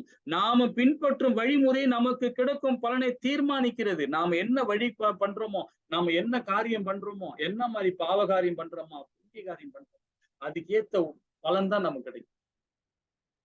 அப்ப நீங்கள் பகவான் கிருஷ்ணரை அடைய விரும்பினால் பக்தி தொண்டின் கீழே வழிமுறையை நின்று விடாதீர். பகவானுடைய பக்தி தொண்டில் இருங்க. அசுர குணத்துக்கு நீங்க மாறிடாதீங்க. ஹரே கிருஷ்ணா. இப்ப நாம இது வரைக்கும் படிச்சது ஸ்ரீமத் பாகவத்துல இருந்து வர அசுர குணங்களும் தெய்வீக குணங்களோடைய அந்த ஸ்டோரியோட படிச்சோம். இப்ப பகவான் 6வது ஸ்லோகத்தை என்னென்ன சொல்ல வராருன்று இந்த அத்தியாயம் பார்ப்போமா? ஹரே கிருஷ்ணா. 6வது ஸ்லோகம் படிக்கலாமா சார்? தௌபூத சர்வ கௌலோகி அஸ்மின் தைவ அசூர ஏவச்ச தைவோ விஸ்தரஷ புரோக்த அசூரம் பார்த்தமே சுணு. ஹரே கிருஷ்ணா. ஹரே கிருஷ்ணா. விவாகின் மைந்தனே, இவ்வுலகில் உள்ள படைக்கப்பட்ட உயிர்வாளியின் தெய்வீகமானவர்கள் அசுரர்கள் என 2 வகையில் உள்ளனர். தெய்வீக குணங்களுக்கு பற்றி ஏற்கனவே மிக விவரமாக உனக்கு விளக்கி உள்ளேன். இனி அசுர குணங்களை என்னிடமிருந்து கேட்பாயாகின்றார். ஏற்கனவே பகவான் சொல்லிட்டாரு, 26 குணங்களை பத்தி சொல்லிட்டாரு பகவான். இப்ப அசுர குணங்கள் தான் முழுக்க சொல்ல போறார். என்ன சொல்றாரு பார்ப்போம். 7வது ஸ்லோகம் மாத்தாச்சு. ஹரே கிருஷ்ணா. பிரவ்ருத்திம் ச நிவ்ருத்திம் ச ஜனானா விதுர் ஆசுரஹ ந ஷௌசம் நாபிசாசோரோ ந சத்யம் தேஷு வித்யதே. ஹரே கிருஷ்ணா. ஹரே கிருஷ்ணா. அசுரத்தன்மை உடையவர்கள் என்ன செய்ய வேண்டும் என்று, என்ன செய்யக்கூடாது என்றும் அறிவதில்லை. தூய்மையானவையோ முறையான நடத்தையோ வாய்மையோ அவர்கள் காணப்படுவதே இல்லை. அசுரத்தன்மை உள்ளவங்க அப்படிதான் அறியாமைதான் இருப்பாங்க. எதையுமே தெரிஞ்சுக்கணும்னு அந்த விருப்பமே இருக்காது அவங்களுக்கு. சிம்பிளா சொல்லிட்டு நான் தெரியாம பண்ணிட்டேன், மன்னிச்சுக்கங்க. இப்ப நாம இப்பவும் சொல்றோம் பாருங்க. ஏன் நான் சொல்றேன்னா, யாருக்கிட்டயுமே நன்றி சொல்லாதீங்க. தேங்க்ஸ் சொல்றதே முக்கியமா நம்ம எல்லாம் சொல்லுவோம் நன்றி. ஆனா செஞ்ச வேலைக்கு நாம் நன்றி சொல்லணும். யார்கிட்ட சொல்லணும்? பகவான் கிட்ட தான் சொல்லணும். அவரு பேர் தான் சொல்லணும், ஹரே கிருஷ்ணா, அவ்வளவுதான், முடிஞ்சு போச்சு. அதே மாதிரி சாரின்னு சொல்றது நிறுத்திடுங்க. சாரின்னு சொன்னாவே அசுரத்தன்மை. ஹரே கிருஷ்ணா.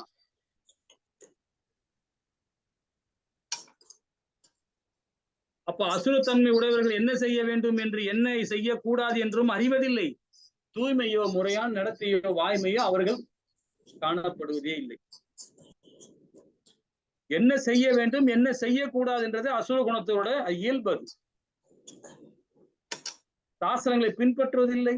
சுயநலவாதிகள், முறையற்ற நடத்தை, வாய்மை, அதாவது தப்பாக பேசுறது, தூய்மையற்றவர்கள் ஒழுக்க நெறிகளை விரும்புவதோ பின்பற்றுவதோ கிடையாது. இப்ப அதை பத்தி இன்னும் தெளிவா படிக்கலாம். 8வது ஸ்லோகம் மாதாஜி. हरे कृष्ण। असत्यम अप्रिदष्टम ते जगद आहुर अनीश्वरम अपरस्पर संबोधम किम अन्यत काम हैदुगम। हरे कृष्णा। ஹரே கிருஷ்ணா. அவர்கள் இவ்வுலகம் பொய் என்றும் அசிவாரம் இல்லாது என்றும் கட்டுப்படுத்தும் கடவுள் எவரும் இல்லை என்றும் கூறுகின்றனர். காம இச்சையால் உண்டாக்கப்பட்டதாகவும் காமத்தை தவிர வேற காரணமே இல்லை என்றும் அவர்கள் சொல்லுகின்றனர். நாத்திகம் பேசுற தன்மைகள் இருக்காங்க பாத்தீங்களா, அவங்க இப்படிதான் இருப்பாங்க. நாத்திகவாசி இப்ப நீங்க பாப்பீங்க, தமிழ்நாட்டுல பாத்தீங்கன்னா நிறைய பேர் நாத்திக பேச, கடவுளே இல்லை கடவுளே இல்லைன்னா அவங்களுடைய வாழ்க்கையை பாருங்களேன். அவங்களோட வாழ்க்கையை நீங்களே விசாரிச்சு பாருங்க. இல்ல உங்களுக்கு தெரியும், தெரிய வரும், தெரிஞ்சிருப்பீங்க, தெரிய வந்திருக்கும். ஏன்னா ஒருத்தரும் ஒழுக்கமாக இருக்க மாட்டாங்க. அந்த நாத்திகம் பேசுறவங்க எல்லாமே கடவுள் இல்லைன்னு மறுப்பு பண்ணாங்களா, அவங்களுடைய நடவடிக்கை தப்பாதான் இருக்கும். ஒழுக்கமே இருக்காது. பெண்கள் விஷயத்திலும் சரி, எல்லா விஷயத்திலுமே தப்பானதான் செயல்படுவாங்க. கடவுள் இல்லைன்னு சொல்லுவாங்க. காம இச்சையில் இருக்கும் அவங்களுக்கு. ஒருத்தருக்கு 4 கொண்டாட்டி இருக்கும். உண்டாக்கப்பட்டதான் காமத்தை தவிர இவருக்கு வேறு காரணமே இல்லை அவர்களே சொல்றாங்க. ஏன்னா அசுரத்தன்மை உள்ளவங்க, இந்த கடவுள் இல்லைன்னு மறுப்பு சொல்றவங்க கண்டிப்பாக இந்த தன்மையில இருப்பாங்க. நீ நல்லா விசாரிச்சு பாருங்க. கடவுள் இல்லைன்னு சொல்றவன் அவனுக்கு ஒழுக்கமே இருக்காது. 1வது ஸ்லோகம் மாதாஜி. कृष्ण। यदां दृष्टिम् अवष्टप्य नष्टोत्मनो अल्पबुद्ध्यः प्रपवन्द युक्तकर्माणः क्षयाये जगतो अहितः। हरे कृष्णा। ஹரே கிருஷ்ணா. இத்தகு முடிவுகளை பின்பற்றி அறிவில்லாதவர்கள், தன்மை இழந்தவர்களாகவும் இவர்களான அசுரர்கள் உலகத்தை அழிப்பதற்காக பலனற்ற கொடூரமான செயலில் ஈடுபடுகின்றனர். இவங்களே ஒரு அதாவது கடவுள் இல்லைன்னு மறுப்பு இருக்கும். ஒருத்தன் கடவுள் இருக்கான்னு சொல்லுவான், ஆனா அவங்களோட வழிபாடு தவறுன்னு சொல்லுவான், ஏன் வழிபாடு சிறந்ததுன்னு சொல்லுவான். இதெல்லாம் அசுர குணங்கள். இதெல்லாமே அசுர குணங்கள். அதுக்காக ஒரு எல்லை கூட போவாங்க. அவங்க தீவிரவாதத்தை எடுப்பாங்க கையில, கொலை பண்ணுவாங்க, கொடூரமான வயசுல எல்லா உயிரத்தையும் அவங்களுடையதே கொள்ளுவாங்க. தம்மை இழந்தவர்கள் அசுரர்கள் உலகத்தை அழிப்பதற்கான பலனற்ற கொடூரமான செயல்களை செய்வார்கள், ஈடுபடுவார்கள். இப்ப நாட்டு அதான் நடந்துட்டு இருக்கு பாத்தீங்களா, எங்க பார்த்தாலும் அதான் நடந்துட்டு இருக்கு. இப்ப பாருங்க, இந்த நம்ம வெஸ்ட்ல பாருங்க, வெஸ்ட் கோஸ்ட்ல போனீங்கன்னா, கல்ஃப்ல எல்லாம் பாத்தீங்கன்னா அவன் கோவில்ல அவனே பாம்பு வச்சுப்பான். பாகிஸ்தான்ல பாருங்க, எல்லா முஸ்லீம் கண்ட்ரி எல்லாம் பாருங்க, அவன் கோவில்ல அவனே பாம்பு வச்சுப்பான். இதெல்லாம் அசுரத்தனமான குணங்கள் இது. ஆனா அதே நாம இதே நம்மளுடைய ஆச்சாரியர்கள் என்ன சொல்றாங்க பாத்தீங்கன்னா, வேதங்கள் எல்லா வேதங்களும் படிங்க, பைபிளும் படிங்க, புராணம் படிங்க, தப்பு இல்லை. ஏன்னா அவங்க கொடுக்கிற போதனை எப்படிப்பட்ட போதனை பார்த்து தெரிஞ்சுக்கிட்டு அது மாதிரி வாழ்க்கையை வாழுங்க. அவங்களும் பகவானை தான் கும்பிடுறாங்க, அவங்களும் ஒரு கோட்பாடோட போறாங்க. இது நம்ம யாரும் சொல்ல, நம்ம NND பிரபுவே சொல்லியிருக்காரு. NND பிரபுவே சொல்றாரு, ஒரு சர்ச்சுக்கு போங்க, தன்மையில அங்க போயிட்டு ஹரே கிருஷ்ணா கிருஷ்ணா கிருஷ்ணா ஹரே ஹரே, ஹரே ராம ராம ராம ஹரி ஹரி, அவ்வளவுதான். மசூதிக்கு போங்க, அங்க போய் இதே சொல்லுங்க, தப்பே இல்லை. அவங்க வழியில அவங்க கும்பிடுறாங்க, உங்க வழியில் நீங்க கும்பிடுறாங்க, அவ்வளவுதான், முடிஞ்சு போச்சு. ஹரே கிருஷ்ணா. 10வது ஸ்லோகம் மாத்து. हरे कृष्ण। कामम् आश्रित्य दुष्पूरं तम्बमानं मदान्वितः मोहात् गृहीत्वा सद्गृहान् प्रवर्तन्ते अक्षुषिव्रतः। हरे कृष्ण। ஹரே கிருஷ்ணா. அசுரத்தன்மை உடையவர்கள் திருப்தி அடையாத காமத்திடம் தஞ்சமடைந்து கர்வம் என்னும் மற்றும் பொய் கௌரவத்தின் கவர்ச்சியில் மூழ்கி மயக்கப்பட்டுள்ளனர். எப்பொழுதும் தூய்மையற்ற விருதங்களில் ஈடுபடும் அவர்கள் நிரந்தரமற்ற பொருள்களால் கவரப்படுகின்றனர். இந்த 4 விதமான செயல்பாடு, கேம்பிளிங் பண்றது, மது அருந்தது, தவறான பாலுணர்வு, மாமிசம் சாப்பிடுறது, இந்த 4 தன்மை அசுரத்தன்மை தான். இது ஆட்டோமேட்டிக்கா வந்துடும். இது ஆட்டோமேட்டிக்கா அந்த குணம் வந்துடும். ரசோ குணத்தையும் தமோ குணத்தையும் கொண்டு வந்துடும். ரொம்ப உள்ள போனா, ரொம்ப டீப்பா போவேன்னா ஓரளவுக்கு படிக்கலாம். அசுரத்தன்மை உடையவர்கள் திருப்தி அடையாத காமத்திலும் தஞ்சம் அடைந்து, அவன் திருப்தியே இருக்காது. இப்ப நமக்கும் வந்து இப்ப நாம எல்லாம் தெய்வீகமான குணங்கள் நாம் இருக்கிறோம், நாம நினைக்கிறோம். ஓகே, எண்ணம் போல நம்ம நடக்கட்டும். ஆனா நமக்கும் வந்து ஒரு பற்று இருக்கும். எப்படிப்பட்ட பற்று தெரியுங்களா? பௌதிகமான பற்று. இந்த பற்று விட்டுருங்க. இந்த 4 விதமான செயல்பாடுகள் இல்ல. இப்ப நம்ம பிள்ளை மேலேயோ, இல்ல ஒரு பொருள் மேலேயோ, ஒரு உயிர் மேலேயோ, எது மேலேயோ நாம பற்று வைக்கிறோம், ஆசைப்படுறோம். அது ஒரு மாதிரி மோகம். அது இந்த மோகம் தான் காமமா மாறும். இந்த காமம் தான் கோபமா மாறும். இந்த கோபம் தான் நம்மள பாதாள லோகத்துக்கு கொண்டு போயிடும். எந்த பொருள் மேலேயோ, எந்த உயிர் மேலேயோ நாம பந்தப்படக்கூடாது. பந்தப்பட்டோம்னா அவ்வளவுதான். அதான் அசுரத்தன்மை, அதான் பற்று. அப்போ நம்ம காமம் மோகம் காமமா மாறுது. அது காரணமே என்ன? பற்றுதான். இது அசுரத்தன்மையில உள்ளதுதான். ஆனா அதுக்கும் பகவான் சொல்றாங்க, அந்த நீ பற்றோட இருக்க தெரியுமா, இருந்துக்கோ, அவனுக்கு சுதந்திரம் கொடுத்துருக்கேன். ஆனா பற்றற்ற தன்மையா இருந்து எனக்கு செயல்படு. அந்த கர்மத்தை எனக்கு அர்ப்பணம் பண்ணுன்றார் பகவான். எனக்கு அர்ப்பணம் பண்ணிடுன்றார். எப்படிப்பட்ட அர்ப்பணம் பாருங்க, தெய்வீகமான குணத்தோட சேர்ந்து அர்ப்பணம் பண்ணின. இப்ப நாம எல்லாம் ஒரு குடும்பசனா இருக்கு, எல்லாம் ஒரு கிரகசம், நம்ம எல்லாமே ஒரு கிரகசனா இருக்கு. நமக்கு சமுதாயத்துல ஒண்டி வாழ்ந்துட்டு இருக்கோம். அப்ப வாழும்போது நம்ம எப்படி செய்யணும்? பகவானோட உணர்வோடு அவரை மையப்படுத்தி நாம எல்லா செயலுமே பகவானுக்கு நாம அர்ப்பணம் பண்ணணும். அதை பகவான் ஏத்துக்கிறார், இந்த அர்ப்பணத்தை. அதான் தியாக யோகம். அந்த தியாக யோகத்தை நம்ம கொடுக்கும் போது பகவான் அந்த எல்லாத்தையும் தியாகத்தை நம்ம ஏத்துக்கிறார், பகவான் ஏத்துக்கிறார். அப்போ நாம எல்லா பாவமும் நம்ம பகவானை ஏத்துக்கிறார். எப்படிப்பட்ட செயல் பாருங்க, வேத சட்டங்கள் என்ன சொல்லப்பட்டதோ அந்த மூலியமா செய்யும் போது அதில் வர தியாகத்தை நம்ம பகவானுக்கு அர்ப்பணம் பண்ணமே தவிர, தீமை காரியம் செஞ்சுட்டு பகவானுக்கு அர்ப்பணம் பண்ணா இந்த பாவம் நம்மளதான் வந்து செய்யும். ஒரு எக்ஸாம்பிள் சொல்லலாம். என் பிள்ளை நான் காலேஜில் சேர்க்கணும், அவனுக்கு திருமணம் பண்ணணும், இது மாதிரி ஏதோ நல்ல காரியம் பண்ணணும் அப்படின்னு சொல்லிட்டு நம்ம கோவில்ல போய் பகவானுக்கு வேண்டணும்னா இதுவும் அசுர குணம்தான். இது வேதம் சொல்லுதுங்க, கருடோபுராணத்திலும் சொல்லப்பட்டிருக்கு. காரணம் என்னன்னா, பகவான் மேல நம்பிக்கை இல்லை. உங்க பிள்ளைகள் இதயத்துக்குள்ளே பரமாத்மா இருக்கார். எல்லா உயிர் வாயுகளையும் பரமாத்மா இருக்கார். அவனுக்கும் ஒரு தனிப்பட்ட சுதந்திரம் இருக்கு, அவனுக்கு தனிப்பட்ட வாழ்க்கை இருக்கு. நீங்க அப்பாவா இருக்கலாம், அம்மாவா இருக்கலாம், இல்ல பெரியவங்களா இருக்கலாம், மாமாவா இருக்கலாம், ஏதோ ஒரு வகையில இருக்கலாம். ஏன்னா அவனுக்கும் ஒரு தனி சுதந்திரம் இருக்கு, அவனுக்கும் உள்ள பரமாத்மா இருக்காரு. அவனுடைய செயல்பாடு வேற, உங்களுடைய செயல்பாடு வேற. ஆனா உங்க மகனாக இருக்கலாம், இல்ல உங்க பேரனா இருக்கலாம். அப்ப நீங்க பகவான் மேல நம்பிக்கை இல்லைனால்தான் நீங்க பகவான்கிட்டே போய் முறையிடுறீங்க. என் பிள்ளைகள் இந்த மாதிரி காலேஜுக்கு போகணும், நல்லா படிக்கணும், நல்லா வரணும்னு பகவானுக்கு தெரியும். அதை நீங்க என்ன பண்ணணும்? கரெக்டா கொண்டு போய் அவன் வேத பாடசாலையை உருவாக்கி அவனை வேத படிக்க வச்சு அவனை சின்ன வயசுலயே அவனுக்கு கத்து கொடுத்துருந்தீங்கன்னா அவன் கரெக்டா வந்துருப்பான். அவனுக்கு அப்போ அந்த தன்மையே இருக்காது, அந்த அசுரத்தன்மையே வராது. சரி, முடிஞ்சு போச்சு. நம்ம எதுக்கோ முன்னாடி பாவம் பண்ணிட்டோம், ஏதோ பண்ணிட்டோம்.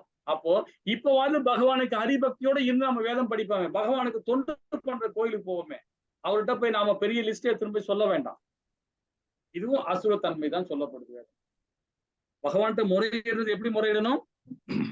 தொண்டு செய்ய முறையிடணும். அது பகவானே, உனக்கு நான் அர்ப்பணம் பண்றேன், எல்லா செயலையும் அர்ப்பணம் பண்றேன்.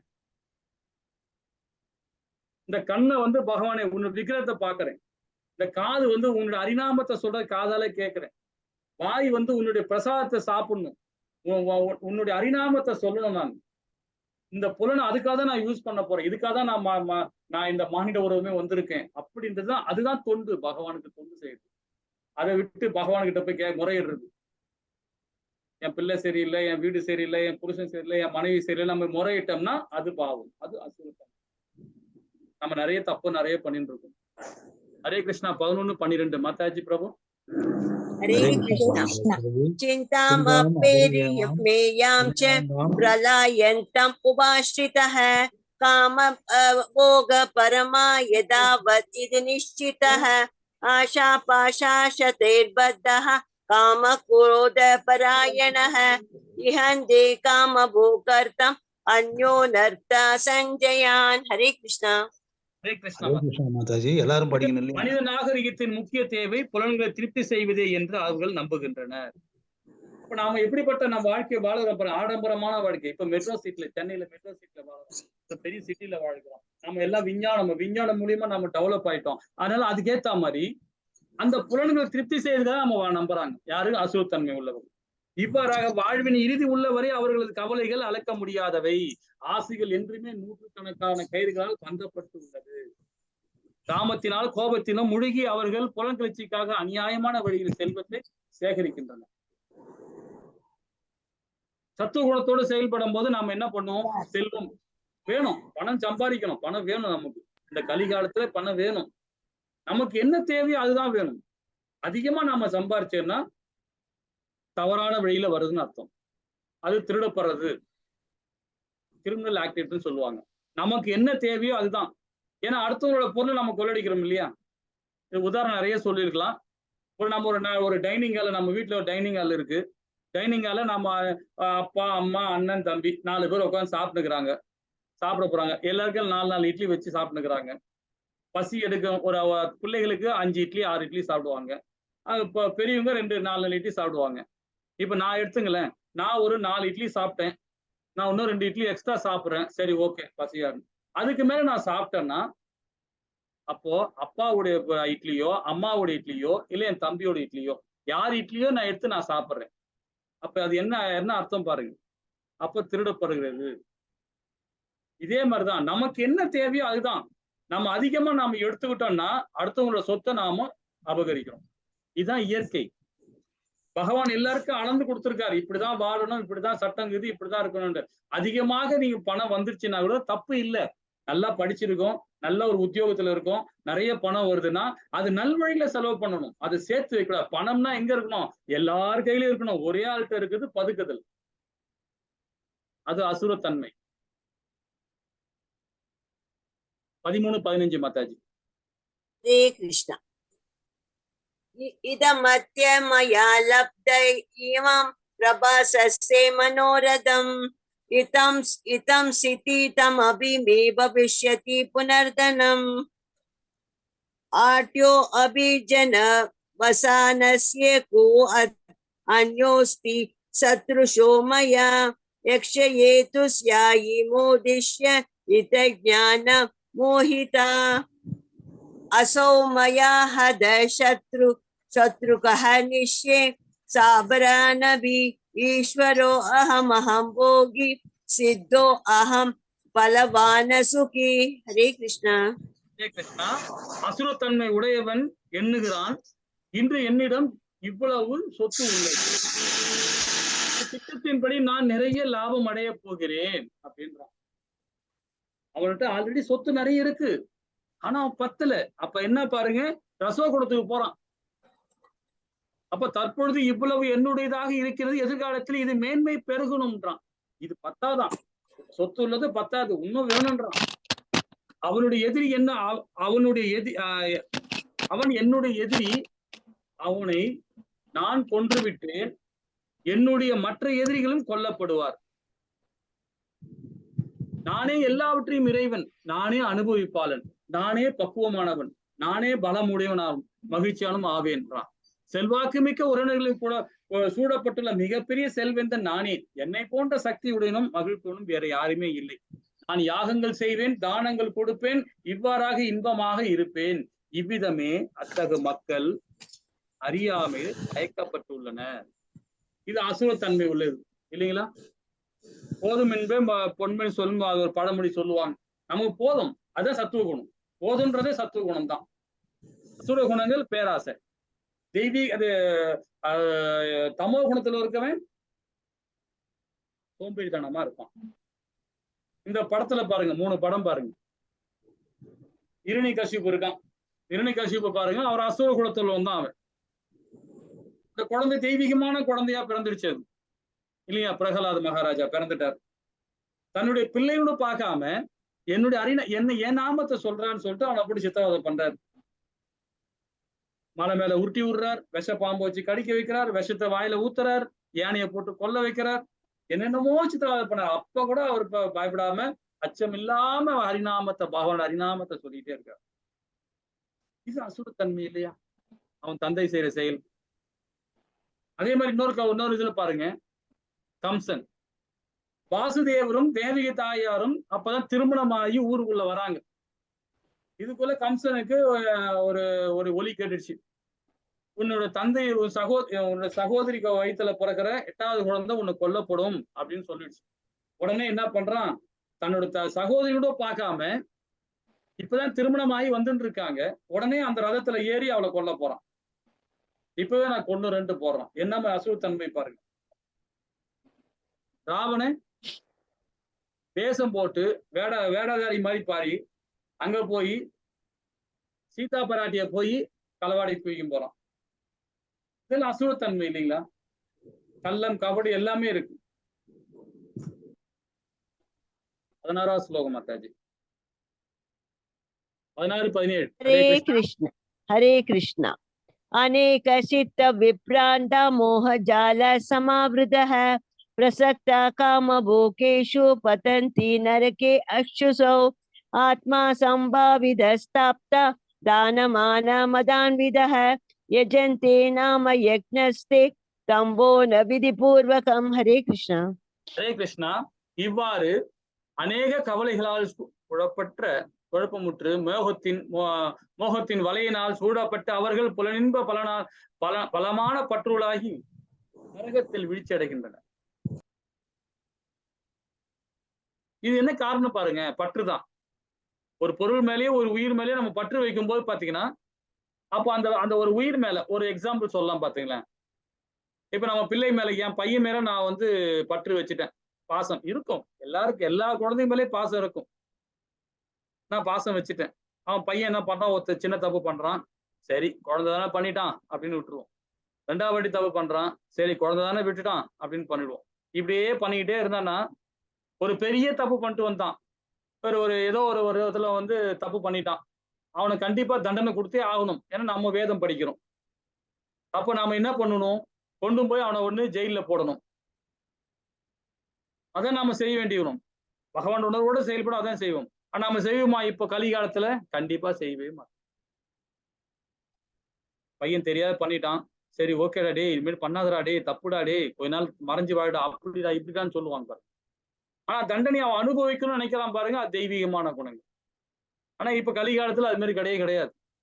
ஏன்னா நம்ம ஒரு உயிர் மேல நம்ம பற்று வச்சுட்டோம்னா கண்டிப்பாக ஏதாவது தவறு நடக்கும். கலிகாலத்துல உண்டு, அது கலியுகத்துல கண்டிப்பா நடக்கும். அப்ப நாம என்ன பண்ணோம், அது எக்ஸிஸ்ட் நம்ம விட்டுட்டு சரி அடுத்த வாட்டி பாத்துக்கலாம் பாருங்களா. அப்ப அந்த நாமளும் அந்த அறியாமலே உள்ள போயிடும், நாமளும் அந்த பாவத்துக்கு உடந்தே ஆயிடும். அப்ப என்ன ஆகும் பாருங்க. அப்ப கண்டிப்பா மோகம் தான் அது.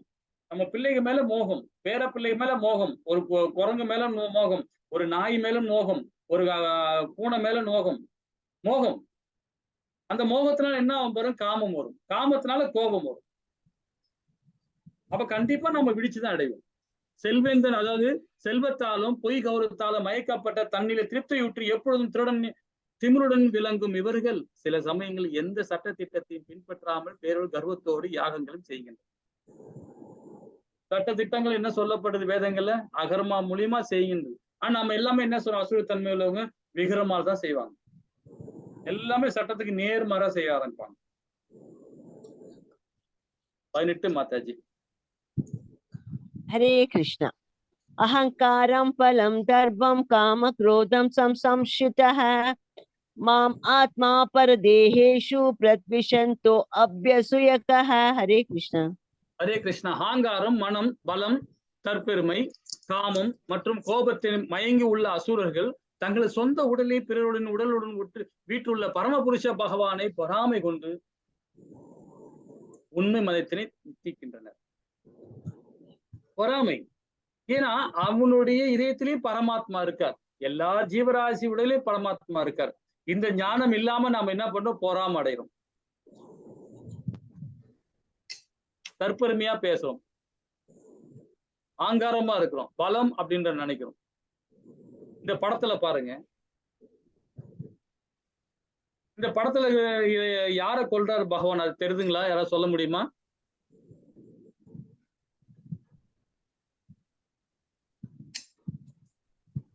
ஹரே கிருஷ்ணா மாதாஜி பிரபு.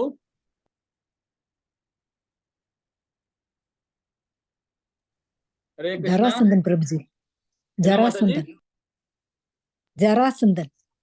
ஜராசந்தன். ஹரே கிருஷ்ணா. வேற யாராவது சொல்ல முடியுமா?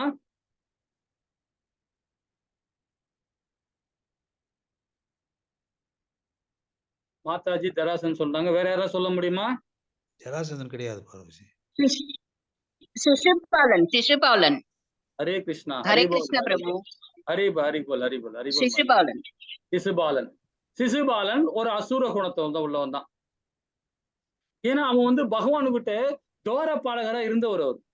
சிசுபாலன், இரணிகசிபு, இரணியன், சிசுபாலன் இவங்க எல்லாம் பகவானுக்கு தோர பாலகர். இவங்க எல்லாமே ஜெயா விஜயா. இப்ப நம்ம சென்னையில பாத்தீங்கன்னா பாட்சாதி கோயில் இருக்கு, நிறைய பெருமாள் கோயில் எல்லாம் இருக்கு. இப்ப பாட்சாதி கோயில்ல பாத்தீங்கன்னா பகவானோட விக்கிரகத்துக்கு ரூம்ல போகும்போதே பாத்தீங்கன்னா 2 பதம் நிற்பாங்க, பெருசா ஹைட்டா இருப்பாங்க, பகவான் மாதிரி ஹைட்டா இருப்பாங்க. அவங்க வேற யாருமே இல்ல, அவங்க தோர பாலகர் தான், ஜெயா விஜயன். அவங்க 2 பேரும் தப்பு பண்ணிட்டாங்க. ஒரு தப்பு தவறு நடந்து போச்சு. என்ன தப்பு பாத்தீங்களா? சனத்குமார், பிரம்மாவுடைய புதல்வர்கள் 4 பேர் என்ற சனத்குமார்கள். அவங்க உள்ள வைகுண்டத்துக்கு போய் பகவானை போய் பார்க்க போகணும். இவங்க 2 பேரும் விட மாட்டேன்றாங்க, 2 காவலாளி விட மாட்டேன்றாங்க, என்னென்னமோ சொல்லி பாக்குறாங்க, விட மாட்டேன்றாங்க. அப்புறம் அவங்க சபிச்சிடுறாங்க, நீ பூலோகத்துல பிறப்பாயின்னு 7 பிறவி இப்படி போ சாபம் விட்டுறாங்க. அந்த சாபம் விட்ட உடனே பகவான் காதுல தெரிஞ்சது. பகவான் உடனே பகவானுக்கு தெரியாத ஒண்ணு கிடையாது. உடனே பகவான் வெளியே வர்றாரு. வந்து பார்த்துட்டு உடனே சொல்றாங்க, எனக்கு இது மாதிரி சாபம் கொடுத்துட்டாங்க. அவங்க 2 பேரும் முறையிடுறாங்க பகவான் கிட்ட. அப்ப விஜயம் செய்யணும். அப்போ பகவான் சொல்றாரு, சரி சாபம் கொடுத்தாச்சு, அது பலனை அனுபவிச்சுதான் ஆகணும். ஏன்னா அவங்களும் என்னோட உணர்வோட செயல்படுறவங்க. அதனால இது ஒரு லீலையா இருக்குன்னு சொல்லி அவர் என்ன பண்றாரு, எனக்கு உங்களுக்கு ஒரு 2 பேருக்கு ஒரு சான்ஸ் கொடுக்குறேன். என்ன சான்ஸ் பாத்தீங்கன்னா, 7 பிறவி எடுத்து நீங்க பூலோகத்துல பிறந்து அதுக்கப்புறமா என்கிட்ட வாங்க அப்படின்ற. நல்லவங்களா பிறந்து வருவீங்களா, இல்ல அசுரத்தன்மையோட 3 வாட்டி பிறந்து என்னை சபிச்சுக்கிட்டே என்ன வரீங்களா அப்படின்னு கேக்குறாரு பகவான். அப்ப அவங்க சொல்றாங்க 2 பேருமே, இல்ல 7 பிறவினா எங்களால உங்களை பார்க்காம இருக்க முடியாது. அதனால நாங்க 3 பிறவியும் மாத்திரம் பூலோகத்துல பிறந்துட்டு உடனே வந்துடுறோம் பிரபு அப்படின்னு சொல்லிட்டு பகவான்கிட்ட வேண்டுறாங்க. சரி பகவானும் சரி ஓகேன்றார். அந்த 3 பிறவியும் பாத்தீங்கன்னா இரணினா பிறக்கிறாங்க, இரணி கசிபா பிறக்கிறாங்க, சிசுபாலனாவும் பிறக்கிறாங்க. அது பகவான் கையால கொல்லப்படணும் அவங்க. இதான் வதம் நடக்கிறது. ஹரே கிருஷ்ணா. 19வது ஸ்லோகம் மாதாஜி. हरे कृष्ण।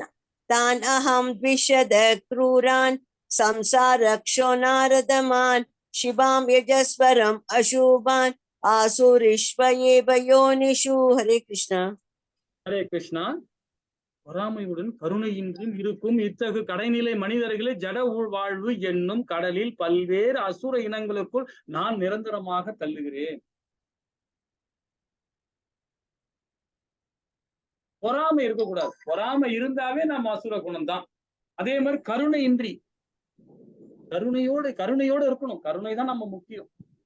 இருக்கும் இத்தகு கடைநிலை மனிதர்களை ஜட வாழ்வில் என்னும் கடலில் பல்வேறு அசுர இனங்களுக்குள் நான் நிரந்தரமாக தள்ளுகிறேன். 20வது ஸ்லோகம். हरे कृष्ण। आसुरीं योनि आबन्ना मूढा जन्मानि जन्मनि माम् अप्राप्यैव कौन्तेय तथा यान्त्ययता मां कदीं। हरे कृष्ण। குந்தியின் மகனே, அசுரத்தன்மையான வாழ்வினங்களை மீண்டும் மீண்டும் பிறவி எடுக்கும் இத்தகையர்கள் என்றுமே என்னை அடைய முடியாது. படிப்படியாக அவர்கள் மிகவும் வெறுக்கத்தக்க வாழ்வினங்களையும் முழுகுகின்றனர். நம்ம இந்த வாழ்நாள்லயே பகவான் ஹரிபக்தியோட இல்லாம நம்ம பௌதிகமான பந்தப்பட்ட வாழ்க்கை அசுர குணத்தோட இருக்கும்போது கண்டிப்பாக நாம அடுத்த பிறவி வந்து மானா பிறக்கிறோமோ, இல்ல மயிலா பிறக்கிறோமோ, இல்ல பூனையா பிறக்கிறோமோ, இல்ல அசுரத்தன்மையா இருந்தாலும் நாம எங்க போவோம்? அதல பதல தலா தல 7 உலோகத்துக்குள்ள பிறக்கிறோமோ, இல்ல மரம் செடியா கொடியா பிறக்கிறோமோ, நம்ம செய்யற பாவத்துல வச்சுதான் இல்லைங்களா? அந்த அசுரத்தன்மையா அப்ப நம்ம திருப்பியும் வந்து இந்த சம்சார கடல் தான் இருக்கும். அது குறைஞ்சபட்சம் சத்துவ குணத்திலேயா நீங்க செயல்படுதுன்னு பகவான் வேதங்களை சொல்லப்பட்டிருக்காரு. அப்போ கண்டிப்பா நம்ம மனித பிறவி கிடைக்கும். 6வது அத்தியாயத்துல படிச்சிருப்பீங்களே, 6வது அத்தியாயத்துல குறைஞ்ச சத்துவ குணத்தையே நம்ம செயல்பட்டோம்னா இந்த உடல் என்ன பண்ணும் பாருங்க. அடுத்தது ஒரு நல்லோர் குடும்பத்துல, ஒரு கல்வியாளர் குடும்பத்துல, ஒரு செல்வந்தர் குடும்பத்துல, ஒரு மகான் வயிற்றுல நம்ம பிறக்க வைக்கிறார் பகவான். ஹரிபக்தியோட இருந்து அடுத்த பிறவியாவது நமக்கு மோட்சம் கிட்டும் சத்துவ குணத்துல செயல்பட்டால். ஏன்னா சத்துவ குணத்துல செயல்படும்போது நம்ம என்ன மாதிரி மனம் இருக்கும் பாருங்க. அந்த மனம், அந்த புத்தி, ஆங்காரம், பொய் ஆங்காரம், இது சூட்சம உடல். இந்த சூட்சம உடல் ஹரிநாமத்தை நாம சத்துவ குணத்துல இருக்கும்போது சொல்லிக்கிட்டே இருப்போம். இப்ப நம்ம எல்லாமே சத்துவ குணத்துல தான் இருக்கும். ஏன்னா நம்ம எல்லாம் பந்தப்பட்ட வாழ்க்கை தான் வாழ்ந்துட்டு இருக்கோம். குடும்பத்தோட வாழும்போது பந்தப்பட்ட வாழ்க்கை தான் அது. தவறு இல்லை, பகவானே சொல்றார் தவறு இல்லை, அது உன்னுடைய செயல், அந்த செயலுக்காக தான் நீ பிறந்திருக்கிறாய். ஆனா ஹரிபக்தியோட செயல்படுன்னு தான் சொல்றார் பகவான். என்ன நினைச்சு செயல்படுன்றார். உன்னுடைய கர்மா எல்லாத்தையும் எனக்கு அர்ப்பணம் பண்ணுன்றார். இதான் சொல்றாரு. இது நம்ம சிம்பிளா செஞ்சு போயிடலாமே, சிம்பிளா செய்யலாம். உட்கார்ந்தா கிருஷ்ணா, எழுந்தா கிருஷ்ணா, போனா கிருஷ்ணா, வந்தா கிருஷ்ணா, ஹரிபக்தியோட எல்லாம். நம்ம குலசேகர ஆழ்வார் சொல்லியிருக்காங்க, நம்ம பெரிய ஆழ்வார் என்ன சொல்லியிருக்காரு பாருங்க. உங்க வீட்டுல பிறக்கிற குழந்தைங்க எல்லாருக்குமே 1000 ஹரிநாமம், பகவானுக்கு ஹரிநாமம் இருக்கு.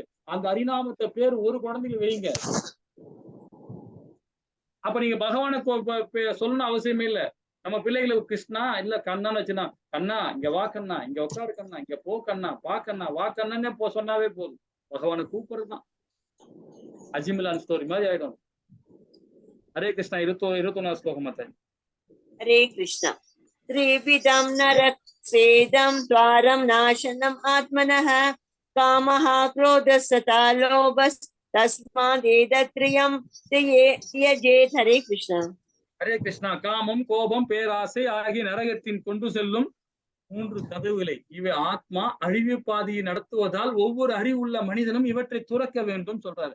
இப்ப 4 விதமான பாதைகள் இருக்கு. 4 விதமான பாதைகளை நம்ம எந்த பாதையை நாம தான் செலக்ட் பண்ண போறோம். இது பகவான் சொல்ல போறதே கிடையாது. பகவான் வேதத்துல சொல்லிட்டார், இப்படிதான் செயல்பட்டா நீ முக்தி அடைவா என்றார். அப்ப நாம எப்படி இருக்கோம் பாருங்க. அறியாமல் இருக்கமா, அசுர குணத்தன்மையில இருக்குமா, நாம தான் நடத்திதான் இருக்கு இல்லைங்களா, நம்ம செயல் மூலியமா. இந்த 4 பாதையும் பகவான் சொல்லிட்டார். அப்ப நம்ம எந்த பாதை தேர்ந்தெடுக்கணும்? ஆன்மீக பாதை தான் தேர்ந்தெடுக்கணும். நம்ம ஜீவாத்மா என்ன சொல்லுது பாருங்க, அந்த ஆத்மா என்ன சொல்லுது பாருங்க, அதன் பிரகாரம் செய்யுங்க. அதான் சச்சித்தானந்தம். இந்த கோபம், காமம், பேராசை பாருங்க, நரகத்துக்கு கொண்டு போய் சொல்லும். அது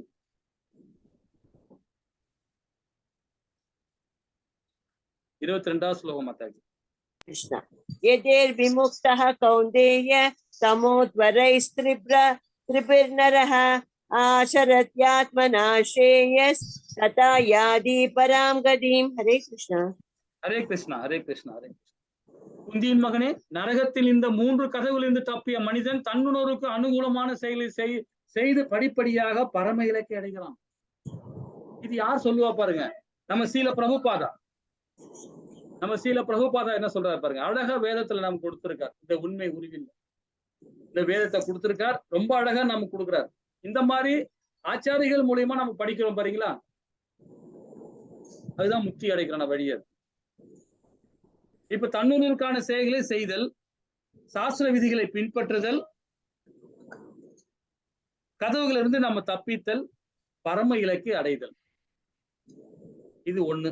2வது பாருங்க, சாஸ்திர விதிகளை புறக்கணித்தல், மனம் போன போக்கில் செயல்படுதல் துன்பகரமானது, வீழ்ச்சிதான். அப்ப நம்ம வேதத்துல என்ன சொல்லப்பட்டிருக்கு, நம்மளுடைய ஆச்சாரிகள் என்ன சொல்லப்பட்ட, குருசீட பரம்பரை வர ஆச்சாரிகள் என்ன சொல்றாங்களோ அது பிரகாரம் நாம நம்ம செயல் இருக்கணும்.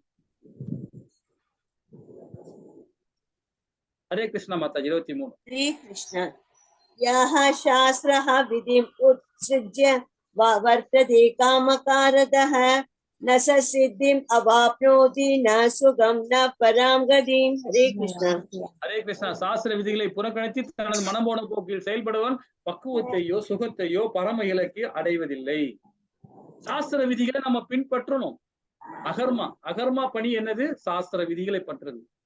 விகர்மால நம்ம செய்யும் போது சாஸ்திர விதிகளை நேர்மாறா செய்யணும். விகர்மா. அப்போ அவன் கண்டிப்பா பகவான் லோகத்துக்கு போகவே முடியாது. இதுதான் சாஸ்திரம். சாஸ்திரம் என்ன சொல்லுதோ அது பிரகாரம் பண்ணணும். நம்மளுடைய செயல் அது மாதிரி செயலா இருக்கும். 24 மாதாஜி. श्री कृष्ण। तस्मर्श शास्त्रं ब्राह्मणं ते कार्य कार्य व्यवस्थिते तौ ज्ञात्वा शास्त्रविदो नोक्तं कर्म कर्तुम् इहार्हसि। हरे कृष्ण। ஹரே கிருஷ்ணா. எது கடமை என்றும் எது கடமை இல்லை என்றும் சாஸ்திரங்களின் விதிகளை ஒருவன் புரிந்து கொள்ள வேண்டும். படிப்படியாக ஏற்றம் பெறுவதற்கான இத்தகு சட்ட திட்டங்களை அறிந்து அவன் செயல்பட வேண்டும். சாஸ்திர விதி என்ன சொல்லுது பாருங்க. லக்ஷ்மண ரேகை மாதிரி நம்ம போட்டுக்கணும். லக்ஷ்மண ரேகைன்னா என்னது? குந்திமா நம்மளுடைய சீதா பராட்டிக்கு வெளியே வராதிங்க அப்படின்னு சொல்லிட்டு ஒரு ரேகை போட்டு போறாரு இல்லைங்களா? அது மாதிரி நமக்கும் ஒரு கட்டுப்பாடு போட்டுக்கணும். நமக்கு அது யாரால வரும்? அந்த கட்டுப்பாடு நம்மளோட குருமார்கள் மூலியமா வரும். நம்ம முன்னோர்கள் மூலியமா வரும். அவங்க கொடுத்த சாஸ்திர சம்பிரதாயம் மூலியமா நமக்கு வரும். எல்லாருக்கும் ஒரு குரு இருக்கிறாங்க. பகவானுக்கு குரு இருக்கிறாங்க. ராமபிரானுக்கு குரு இருக்கிறாங்க. எல்லாருக்குமே குரு இருப்பாங்க. குரு இல்லாம யாருமே சுயமாக செய்யவே முடியாது. காரியம் செய்ய முடியாது. அதுதான் பகவானே சொல்றாரு வேதங்கள்ல. பகவான் கிருஷ்ண பகவானுக்கே அவருக்கு குரு இருக்கிறாங்க. ராமபிரானுக்கே குரு இருக்கிறாங்க.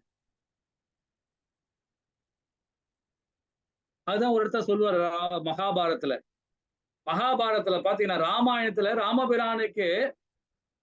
ராமபிரானுக்கு இருக்கும் போதே பட்டாபிஷேகம் பண்ணும் போது கிருபாச்சாரியார் அங்க இருந்தார். அதே கிருபாச்சாரியார் மகாபாரதத்துல 3 யுகம் தாண்டி வந்து இங்கே இருக்கார். கிருபாச்சாரியார் எங்க? அஸ்னாபுரத்துல அவர் ஒரு குருவா இருக்கார். ஒரு ஆச்சாரியா இருக்கார். அது மாதிரி குருனாவே அப்படிதான். அவங்க என்ன சொல்றாங்களோ அது பிரகாரம் நம்ம வாழ்க்கையை நம்ம கொண்டு போனோம். ஹரே கிருஷ்ணா. இதோட இந்த அத்தியாயம் முடியுது. வாஞ்ச கல்பத்தராய கிருப சிந்து ஏவச 14 பாவனியோ வைஷ்ணவியோ நமோ நமக. ஜெய் ஸ்ரீ கிருஷ்ணா சைத்தன்ய பிரபு நித்யானந்த ஸ்ரீ அத்வைச கதாதார சிவாசாதி கௌரபக்த விருதிக்கு ஜெய். ஹரே கிருஷ்ணா கிருஷ்ணா கிருஷ்ண ஹரே ஹரே ஹரே ராம ராம ராம ஹரே ஹரே. ஓம் சத். இந்த கிளாஸ்ல ஏதாவது டவுட்